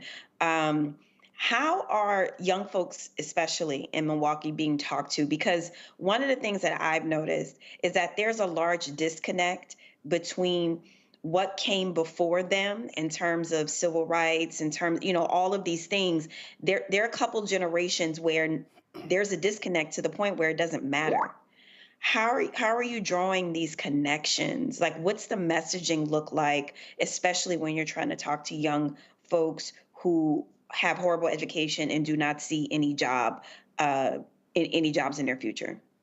You know, that's a great question because that, man, we're deep into colleges right now. Good. And then these influencers, we're deep into influencers. And we're deep into having concerts for young people to let them know that we care, we want you to be with us, and so on and so forth. But I'm going to tell you, the other team is playing hardball. You know, I try to tell, you know, the Democratic Party, I said, listen, man, you got to be a little bit rougher. Man, you got to be a little bit stronger. You got to fight a little bit harder because these guys, they're not playing. You know, I just heard the other day that Elon Musk is paying people $100 to come and sign some kind of petition, and then they try to talk him into going and vote. I'm saying, and we can't even give people water when they come and line up to the polls. I'm like, what is wrong? What's wrong with this picture? Why don't we fight harder? And that's why I say, you know, it's going to take us to fight hard because nobody else is going to fight hard for you like you fight for yourself. And I keep trying to tell people, I say, hey, man, stop waiting on the cavalry. The cavalry is not coming. You are the cavalry. You need to be making decisions about your community, and we certainly need to be into these local politics because we can certainly control that with ease. But we are so bent on believing that we have no power. Right. And that's why we exist. We just keep telling people you do have power, and we proved it over and over again. How you think we got the other Supreme Court judges? How do you think that we got the governor who they said couldn't be beat? How do you think that happened? That was because we expressed ourselves in times when we were really needed. And that is so important because I'm going to tell you something. And listen to this. You know, we always have to deal with our enemies, but we have to deal with our friends also. When Mandela Barnes ran for senator, 30,000 Democrats voted for Senator Johnson. But lost by about 30,000 because 30,000 Democrats voted for. Actually, even worse. That was a 50,000 voter drop off. That was a 50,000. Look, I know it well. It was a 50,000 voter drop off in Milwaukee alone from the previous election, and he lost by 30,000 votes. Right. The point that you made about Elon Musk, go to my iPad, Henry. Elon Musk has given $1 million to a person in Green Bay who signed a petition opposing activist judges. He's paying people $100 to sign this petition. So here's the whole deal. And this, I need every black person in Milwaukee and Wisconsin who hears my voice to understand. Elon Musk may be doling out $100 and $1 million, but guess what? He's not a resident of Wisconsin. He does not have a vote. And so if black people, maximize our vote in Milwaukee and Wisconsin, guess what? That Republican can lose. And we know what that means. And the facts are already there. Democrats, when that woman won last year by 11 points, when they got on the court, they changed partisan gerrymandering. They dealt with ballot drop boxes. They restored powers to the governor that people voted for. And so I need black people to understand. And see, some of y'all Simple Simons, this ain't about shilling for Democrats. It's saying who stands with folk who are going to advance an agenda that black folks support. Earlier, Greg, you may have missed the top of the show that the Trump MAGA folks stopped a racial discrimination lawsuit in Texas where Texas was discriminating against black folks and others when it came to federal funds. MAGA comes in and they pull it and the case is going to be over. And so this is about advocating for black interests, and you got to say one of these folks are going to win. So this is real simple. Y'all put the photos up of the candidates. Everybody black in Wisconsin and Milwaukee, I need you to hear my voice. That guy on the right, Brad Schimmel, that's who Elon Musk has put $17 million behind. He is not supporting the woman on the left. I can say it, Milwaukee, Wisconsin, you vote for Susan Crawford over Brad Schimmel. Greg, as simple as that. Y'all keep up the good work. We're going to keep pushing this thing. We're going to have another group on the show on Monday because that election on Tuesday is too damn important. And so, y'all, Soldier in the Polls there, Soldier in the Polls in Milwaukee. This is how you can access their social media on Twitter. I don't call it X, Instagram, TikTok, their website, Facebook as well. Greg, we appreciate it. Thanks a lot. Keep up the good work. Thank you, Doc. Folks, y'all want to understand how you confront power. This is what happened yesterday in Tennessee. You had a white Republican who had the audacity, the unmitigated gall to insult Tennessee State Representative Justin Pearson. Pearson was up talking about a particular bill, and you had this Republican who dared then to challenge him by saying, well, we've been here, where have y'all been? Roll a video, please. You've been here, we've been here working, where have you been? Well, that set Representative Pearson off because he had been dealing with the tragic death of his brother. And at the end of the meeting, Pearson wanted to get in homeboy's face. Well, Representative Pearson joins us right now on Roland Martin Unfiltered. And you had folks who were grabbing you, Representative Pearson, holding you back when you got in that Republican's face. And he sat there stoically with a smart-ass grin on his face. But he knew exactly what he was doing. He knew why you had not been there. And so that was about insulting, frankly, your integrity, your credibility, and your honor as you were taking care of your family in the wake of your brother's tragic death. Absolutely. The vitriol that's coming from Republicans in the state of Tennessee, like Andrew Farmer, and across this country, is doing nothing but seeking to destroy, denigrate, and divide people. And it was very hurtful and harmful what he was saying, because the truth is my fiance was watching that video, my mama was watching it, my daddy was watching it, my other brothers were watching it, our entire community was watching him really try and be, not try, but be vitriolic toward me after the tragic loss that we have suffered. That's been the most painful, most difficult time of our entire lives. And so, yes, I went to approach him and to let him know that that's unacceptable. And we cannot allow what's happening with Trump and Musk and their attitudes and the way that they're treating people and exiling and trying to silence voices and bully people become the norm. I refuse to allow it to happen, and that attack to happen on my brother, God rest his soul, Tim Pearson, but also to my family, to my community that I love, appreciate, and serve. And we all have a responsibility of standing up and speaking up when we see people doing things that are hurtful and that are harmful, particularly when we're talking about sensitive issues such as homicide, such as suicide. And the legislation that I was bringing forward was intended to repeal permitless carry, which we have in our state.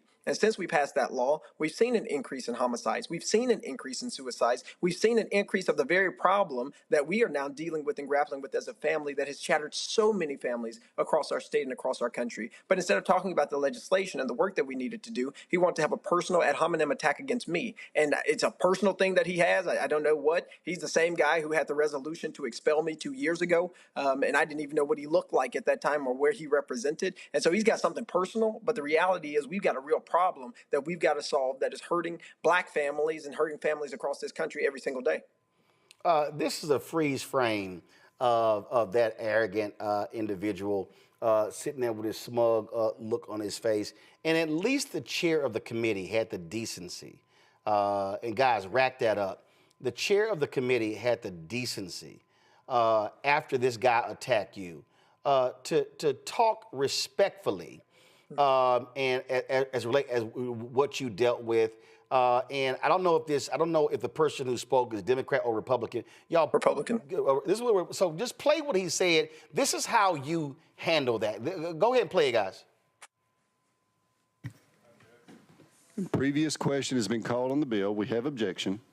Okay. We are now voting on previous question. All those in favor of previous question, say aye. Aye. Those opposed? No. And the other people who died.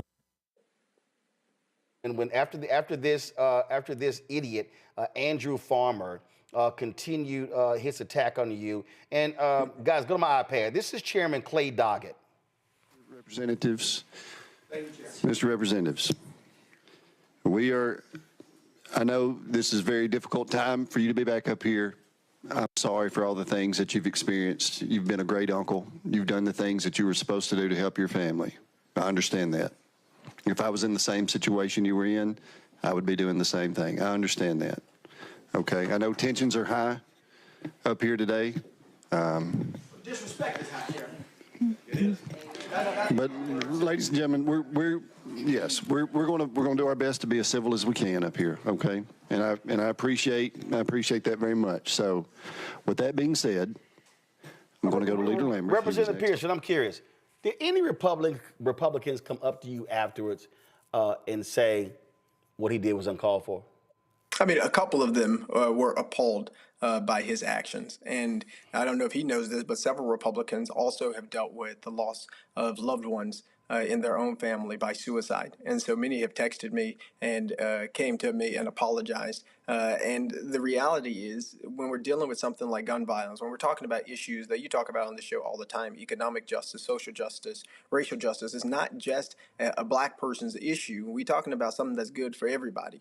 And our shared humanity at some point should supersede our desire for political talking points and political posturing. But for Andrew Farmer, that wasn't the case. He wanted to use the pain that my family and I are experiencing and exploit that for his own personal political gain, for his personal vendettas that he has. And so, as you saw with Clay Doggett there, who is a Republican and who is a chair, he said he would have done the exact same thing. Because in my family, family comes first. In my community, family comes first. And there's nothing that I'm going to do to put my family or my nephews, who I love and I care about, second.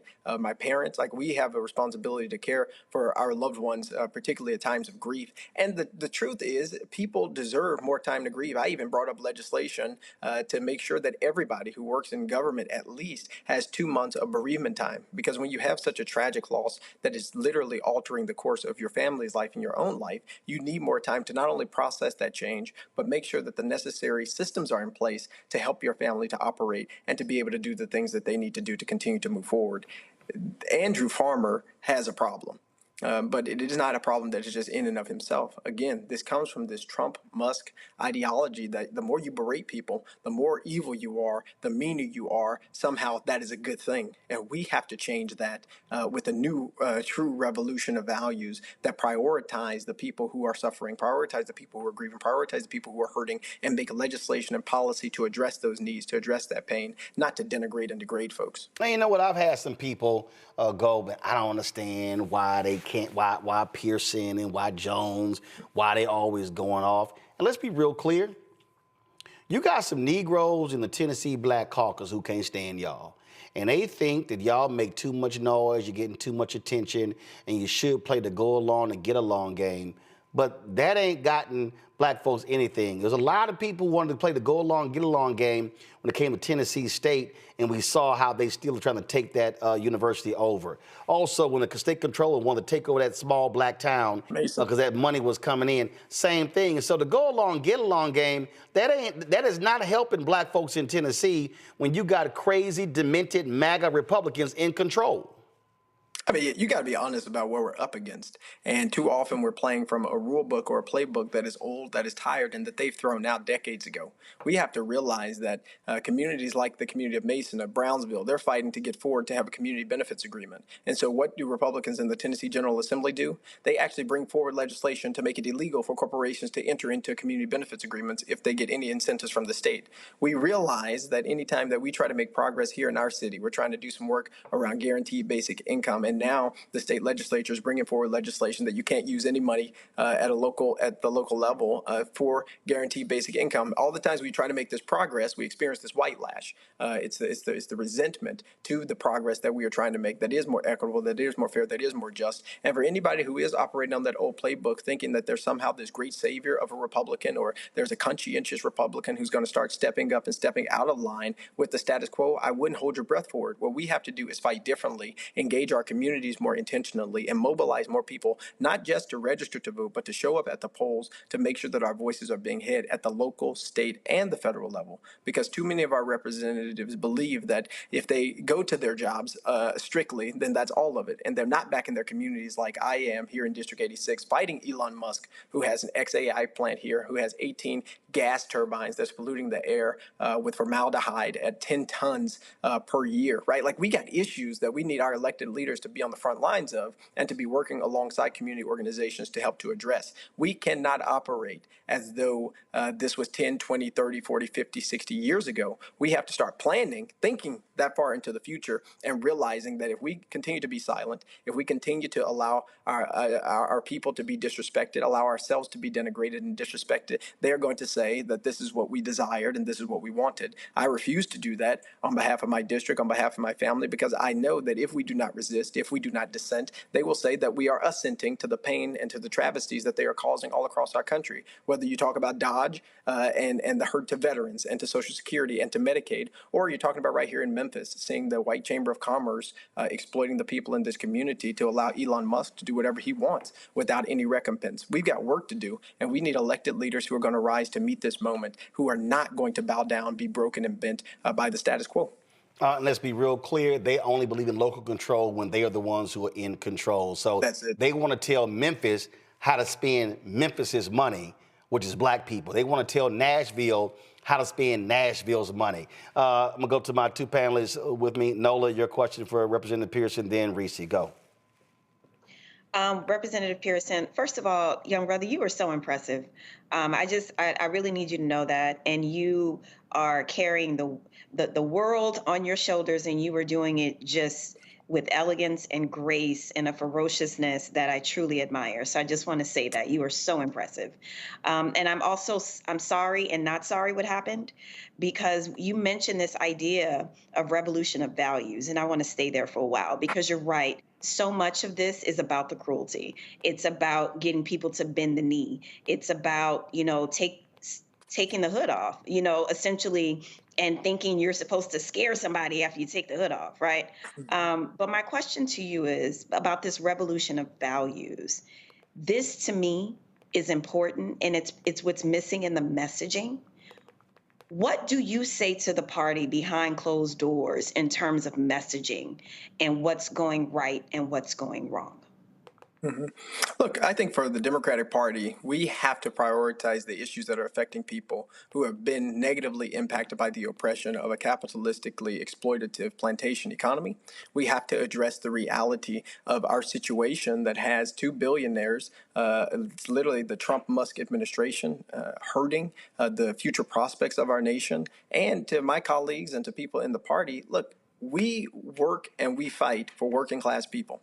We work and we fight for the uplift of black folks, for immigrants, for poor folks, for people who've been disinvested in. That is who we are. And our responsibility is to go back to that true identity, to those true ideologies that helped to make us who we are and helped us to build a very strong party. Trying to pretend like if we become more conservative, then we're going to get enough people on our side. If we become more Republican, I think as Bernie Sanders once said, then we're going to get some of the Republicans on our side. That's not what we need to do. We need to fight oligarchy. We need to fight these anti-democratic, anti-constitutional things that are happening at our state and at our local and at our federal level. We need to organize across states, whether that be in Nebraska or in Tennessee or in Mississippi and Alabama, to make sure that the voices of people who are in those states is being heard, and not just concentrate our efforts on California and Massachusetts and New York. We have to use our power where we have it to go against the status quo. And even in places where Democrats are in power, we need to see a reduction in poverty. We need to see an increase in the minimum wage. We need to see an increase in the amount of laws dealing with guaranteed basic income. When we have power, we've got to use it. And where we don't have power, we have a responsibility to build it. But we don't build it on the backs of people who are already oppressed. We don't build it on the backs of people who are already suffering. Instead, we come to those communities and do things for those communities to help them and to show them that, look, we are in this fight, not for every 4 years for a presidential election, but for county commission, for public utility board, for city council, for the mayoral race, for the sheriff's race, because we want you to live a life of peace, of joy, of happiness that God's called for you to have. We are not there yet. I think Ken Martin and some of the other folks have a different vision than we've had in the past that we need, which is proximity to poor folks, proximity to working class folks, proximity to people who have not had access to power. That's what we have to do as a party, and that's our work. It's not to be friends with all the billionaires and millionaires and then shut up as they pollute the environment that we breathe. Reese, of course, moderated a conversation on Monday between DNC Chair Ken Martin as well as Congressman Hakeem Jeffries. We streamed that right here on the Black Star Network. Reese, what's your question? Thank you, Roland, for streaming that. I did see that. First of all, Representative Pearson, my condolences to you and your family. And I absolutely salute the fact that you have been tireless in your work. Your advocacy extends beyond being an elected official and the votes that you cast.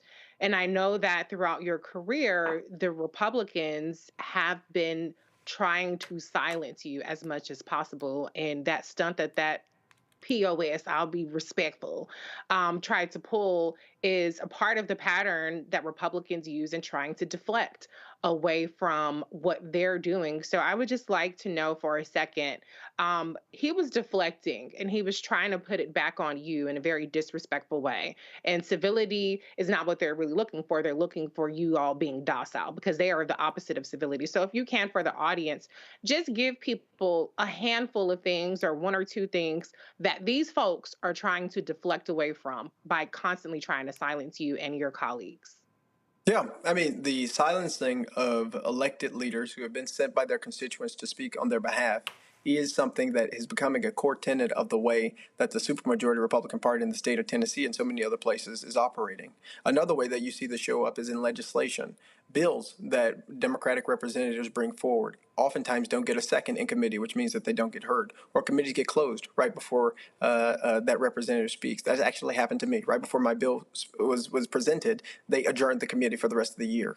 Right? These attacks are anti-democratic. They're anti-constitutional and anti the principles that we're supposed to espouse, not only as elected officials, but as people who live in a democracy. And when you're thinking about the personal interactions, you saw what happened with Andrew Farmer and me, right? That's not uncommon, right? The disrespect that exists for representatives, particularly representatives who are black, is a part of the modus operandi of people. And then they're going to say, well, nobody mentioned race, right? Like that's going to, again, a deflection from the reality. But what haven't we done is what I started to explain to Representative Farmer while I was helping to take care of my nephews and our family is continuing to mend from this tragedy. What haven't we done? We haven't expanded Medicaid in the state of Tennessee, and 300,000 people are uninsured, especially those in rural areas and in different parts of the state that aren't even in Memphis and Shelby County that I represent. What haven't we done? We haven't made sure that immigrants and undocumented people are getting access to the resources that they need to be full participants in this society. What haven't we done? We haven't increased the minimum wage from $7.25. It's the exact same thing as the federal minimum wage. And so we are having people who are consistently living in poverty, and our income, median income here in Memphis,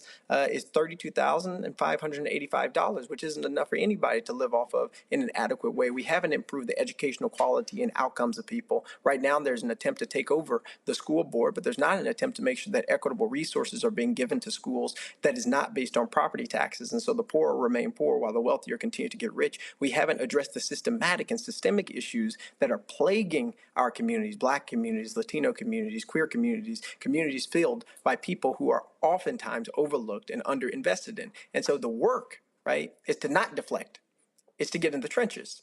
Is to ask hard questions, is to use the research and the data. And if the articulation of my words and the education that I've been blessed to be able to get, because my mama's a teacher with a doctorate degree and my dad is a preacher with a master's from Howard University, upsets you, that's your problem. But my responsibility is to advocate on behalf of our community using the information that I know can help us to move things forward. And we all have to do that. It's all of our responsibility to stay engaged and to continue to this fight for justice and to build this movement for justice rooted in love.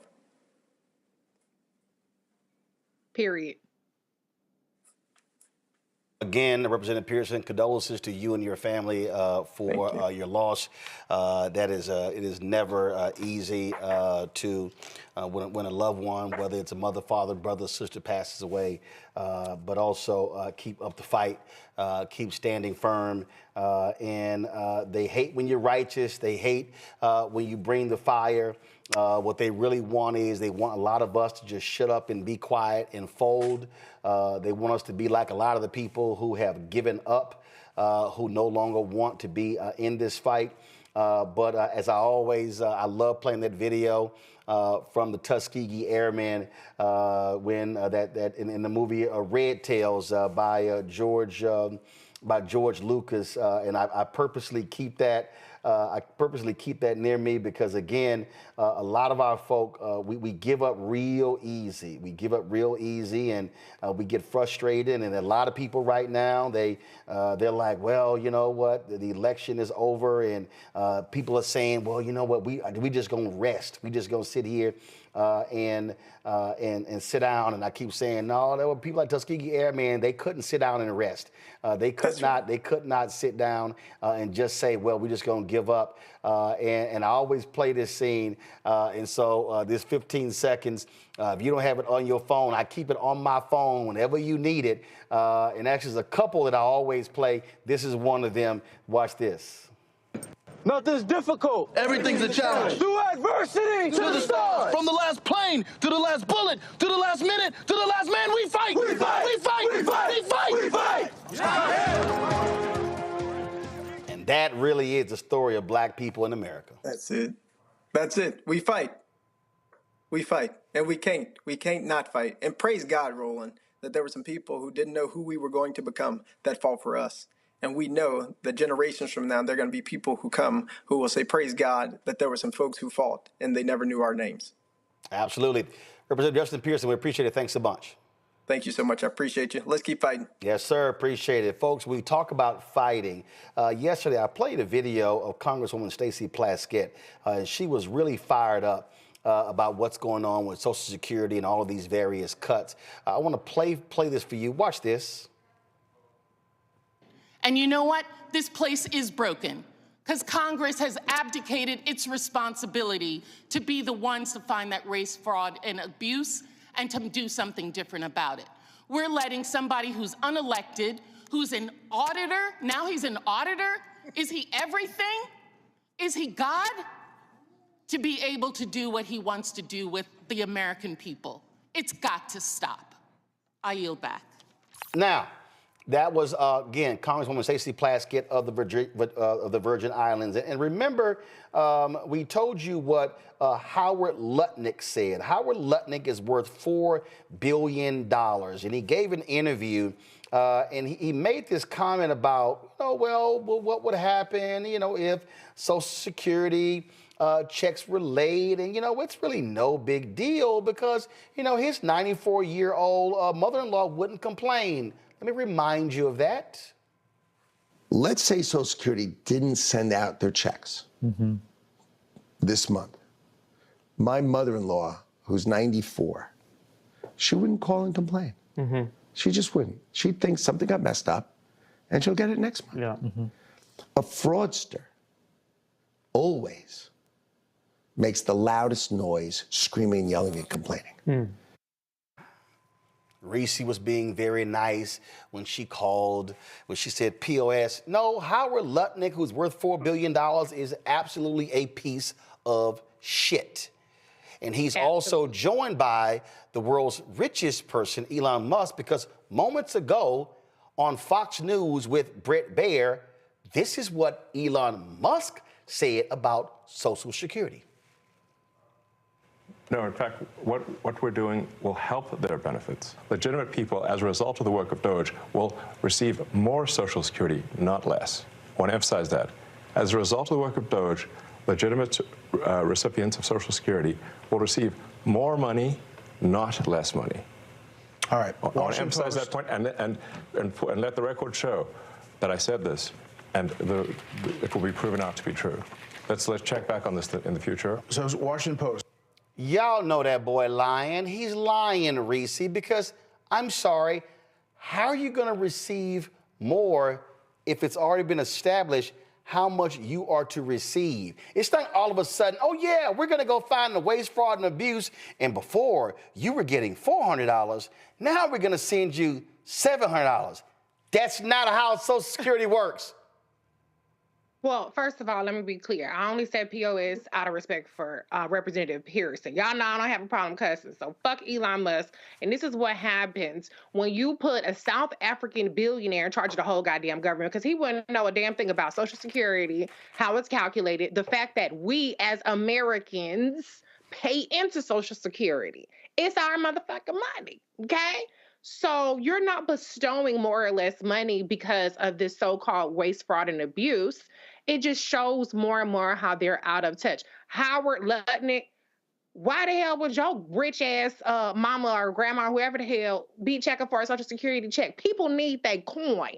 I don't know how much money these people think that folks have that are on a fixed income, that are over the age of 67. It keeps growing thanks to Republicans.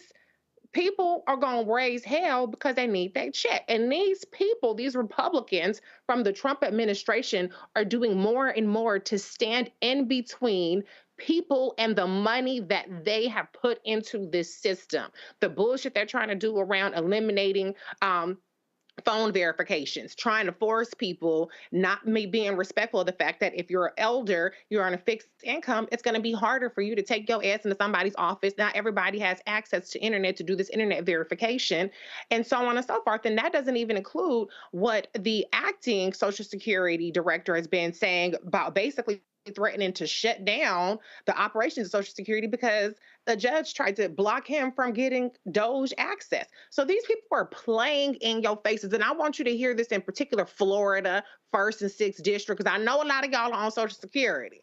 And I know a lot of y'all keep voting in these goddamn Republicans because you think they playing about going after Social Security. But these people right now are telling you, if unchecked, which Republicans have completely abdicated their responsibility to do, they're coming after your benefits. And then when you try to cry about it and your ass is evicted and you can't put food on your table, they're going to call you waste, fraud, and abuse. So what you going to do about it? Elections are on April 1st. Get your old ass out and vote for the Democrats, period. And in Wisconsin, too. Well, the election in Wisconsin is April 1st. You have constitutional amendments in Louisiana on Saturday. March 29th. And we absolutely should be voting in that case. Here's the whole thing here, Noel. I'm going to play one more clip because I need people to understand what the game is, okay? The Republicans are all about bumper stickers. So what is their bumper sticker? Waste, fraud, abuse. Waste, fraud, abuse. Waste, fraud, abuse. Waste, fraud, abuse. That's all you hear on Fox News. Waste, fraud, abuse. Oh, the only people who are complaining are fraudsters. The only people who are complaining are fraudsters. Listen to Elon Musk moments ago with Brett Baer on Fox News. Righteous indignation, the fraudsters. Come on, guys, have the audio up. Here we go. Listen. Most amount of fake righteous indignation, the fraudsters. It's a tell. There's some of these NGOs that are crazy, like the $2 billion to Stacey Abrams' NGO that basically didn't exist and suddenly gets $2 billion awarded from the federal government. She has, why? And there are many such cases like that. I think that most people, common sense-wise, would say the fraud's got to end. Yeah. They're concerned about the 94-year-old mother who skips a check or somehow doesn't get what she's supposed to get. See, I want y'all to understand what they're doing here. Again, Nola, they're sitting here going, oh, you saw how he did that. Oh, the fraud. Then he slides in Stacey Abrams, got $2 billion. Here's the reality. Doge ain't pinpointing no fraud. They literally are canceling legitimate contracts. They cannot back up what they're doing with facts, and they're constantly having to revise their numbers because they then go on Fox News, they lie about the waste, fraud, and abuse they found, and then when somebody calls them out on it, oh yeah, let's revise it down, but the lie has already been circulated. Mm-hmm. They were rolling out messaging. They were testing messaging. That's what that was about. And to your point, because Elon Musk doesn't strike me as a really confident person, the way that he slid Stacey Abrams in there and attached $2 billion to her name, which is basically putting a target on her back, right? Which is to say, why Black woman, you're getting money, you're not building spaceships, because the money that Elon Musk gets from the government, in his mind and people that support him, that money is okay. Give him all the things, give him all the money. But this Black woman down in Georgia, it must be fraud. So what is going to happen? People who speak up about Social Security, they are branding them. This is basically the new welfare queen message, right? So anyone that speaks up about, hey, I didn't get my benefits, or my mom or my grandmother, oh, they must automatically be committing fraud. Nothing has to be proven. We've seen with this administration, they don't need to provide proof of anything, nor do they need to provide a plan for anything, right? So to me, this is testing messaging, and they're trying to see if it sticks, and they're trying to see if it lands. Yep, that's exactly what it is. So I just need people to understand what's going on, what they're doing here. It's no different than the announcement that the Department of Health and Human Services is laying off 10,000 people. Oh, these researchers, these doctors, the employers, they're not important. I'm warning everybody right now. Watch what happens when you see an increase in salmonella cases. You're going to see an increase in drinking water cases because they are getting rid of all regulation. They're getting rid of inspectors. They're getting rid of people who are there to keep us safe when it comes to prescription drugs, when it comes to testing, when it comes to studies. They don't want any of this, Reese. And when they talk about waste, fraud, and abuse, in Social Security, and don't y'all also notice, isn't it amazing?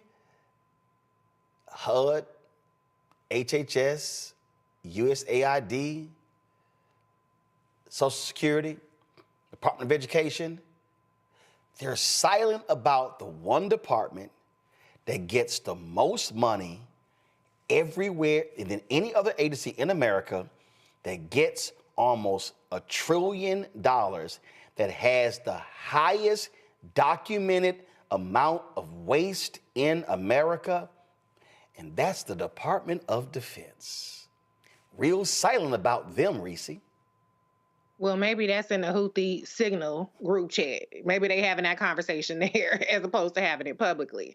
But the crazy part, Roland, was they actually increased in this past continuing resolution the budget for the Department of Defense. And so they are cutting federal workers, but certainly that money is going to go to contractors like Elon Musk, who has got his paws in every single doggone bucket. But the reality is we have to look at all of these policies that they're putting out, the way that they're dismantling our healthcare infrastructure, our educational institutions, because those are largely funded by research grants, the way that they are attacking Social Security, Medicare, Medicaid, SNAP, it's referred to, food stamps, SNAP food stamps. All of these things put together, and by the way, climate change, combating all that stuff put together, it paints a very clear picture. This is about pruning the population. It is about getting rid of the people. They think that we're the waste, fraud, and abuse. We're the waste. They want to get rid of the human waste, the people that they think are sucking on the teat of the billionaires, even though the billionaires are using our resources to buy them yachts and trips outer space. We're the waste. And once people start to realize that they don't see the humanity of people who have different abilities. They don't see the humanity in Black people. They don't see the humanity in people outside of the United States. Then they will understand that the waste is us, okay? And they're never going to be satisfied until they diminish the wasteful population. So this is a matter of survival that people have to understand. It is truly about life or death. It is truly about generationally, are we going to be better off because of these policies, if we even around to have that conversation? And so just so you know, this is a story I pulled up, Nola. You take the F-35 Joint Strike Fighter that was supposed to cost $200 billion. The lifetime cost of that program has soared to $1.7 trillion and has more than 800 unresolved design flaws. And it shows you and you're going to love this graphic right here. The Pentagon has a budget of more than $800 billion a year. In its most recent audit failure, the Pentagon could not account for over half of its assets. But DOGE ain't going near the Pentagon budget. They'd rather focus on Social Security checks of old folk in America.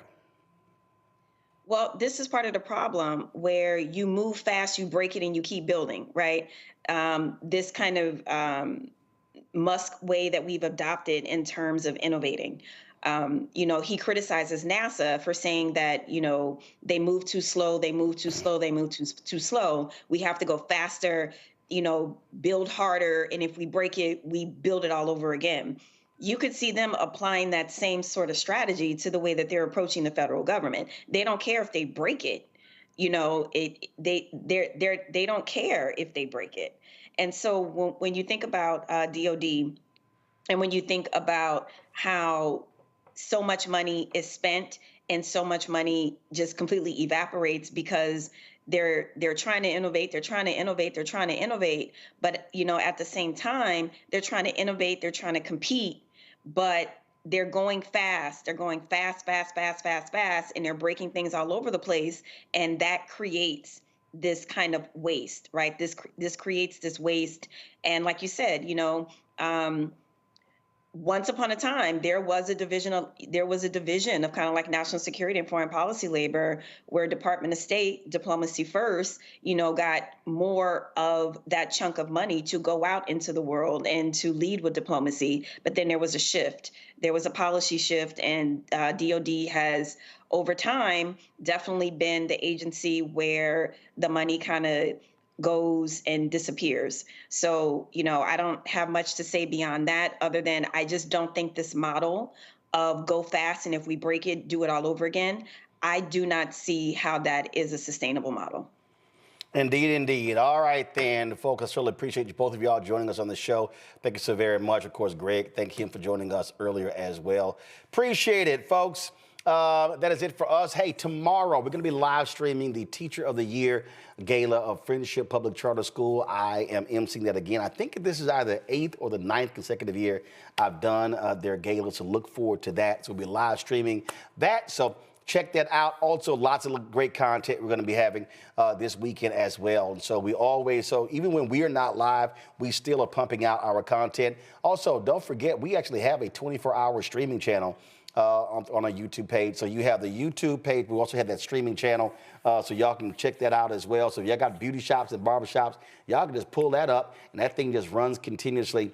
And so please do that. Don't forget, your support is critical for what we do. You heard me discussing earlier how these ad agencies completely screw us over. And I'm telling y'all, I met with all of them, and all we've gotten is lip service. Just a bunch of meetings, same old nonsense, nothing else.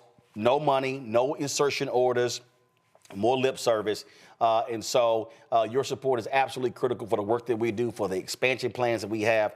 And like I say, I literally was talking to business writers today, because as a business vertical we want to focus on, we're completely redoing blackstarnetwork.com. I signed that contract with a black-owned technology company out of California. And so we're trying to make this thing happen. If you want to support the work that we do, and look, I got no problem telling y'all right now, listen, that's going to cost at least $20,000.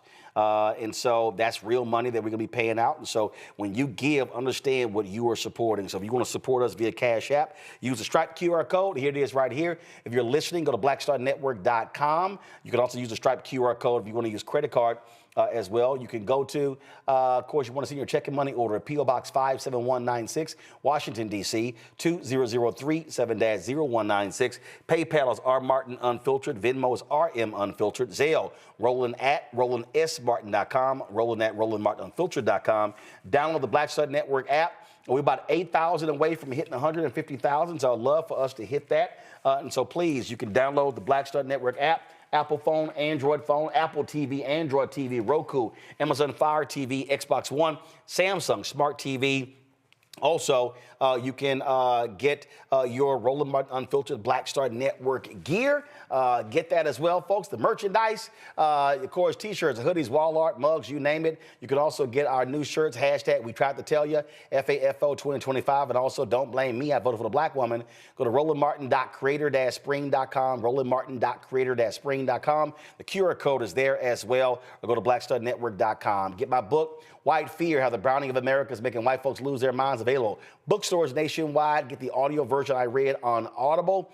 And you can also, of course, download the app Fanbase. Y'all be sure to download Fanbase. We want to pick up another 1 million followers to Fanbase. And you can, of course, also, if you want to invest in Fanbase, about $10.9 million, approaching $11 million has been raised. The goal is to hit 17 million. Go to startengine.com/Fanbase for more information.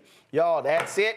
I'm going to see y'all tomorrow right here on Roland Martin Unfiltered on the Black Star Network. If y'all want to see more of our content, you missed the show yesterday, a lot of our great segments, go to our YouTube channel. You can see all of that. And keep in mind, the reason we want you to go to the YouTube channel, because we drive more revenue there. So when you watch our videos, when you share our videos, when you are passing them around to friends, this is what we want you to do. And I appreciate folk when they're sitting here grabbing our clips, but here's the whole deal. When y'all grab our clips and put them on Twitter, whole segments, we don't make any money. We're not making any money. I am not, let me be real clear. I am not enrolling in Twitter's program, and I could, and we could be making money off of that. but I'm not giving Elon Musk any money. Are we still on Twitter? Yes. But when people grab our whole segments and put them on Twitter, you're actually costing us money. So we put clips, 60, 90 seconds, and the whole goal is to drive people back to our YouTube channel because we're trying to maximize that revenue. Yes, we stream on Facebook. It don't do much for us. But we still generate some money. That's one of the reasons why we don't stream our content on Instagram, because same thing, it doesn't do anything for us. So our whole goal is to maximize our views so we can maximize the revenue to be able to hire more people and bill. And so I just want y'all to understand why we do what we do. Give me 1 second. Somebody's been an asshole on the YouTube channel, so they just got blocked. Don't think I don't pay attention.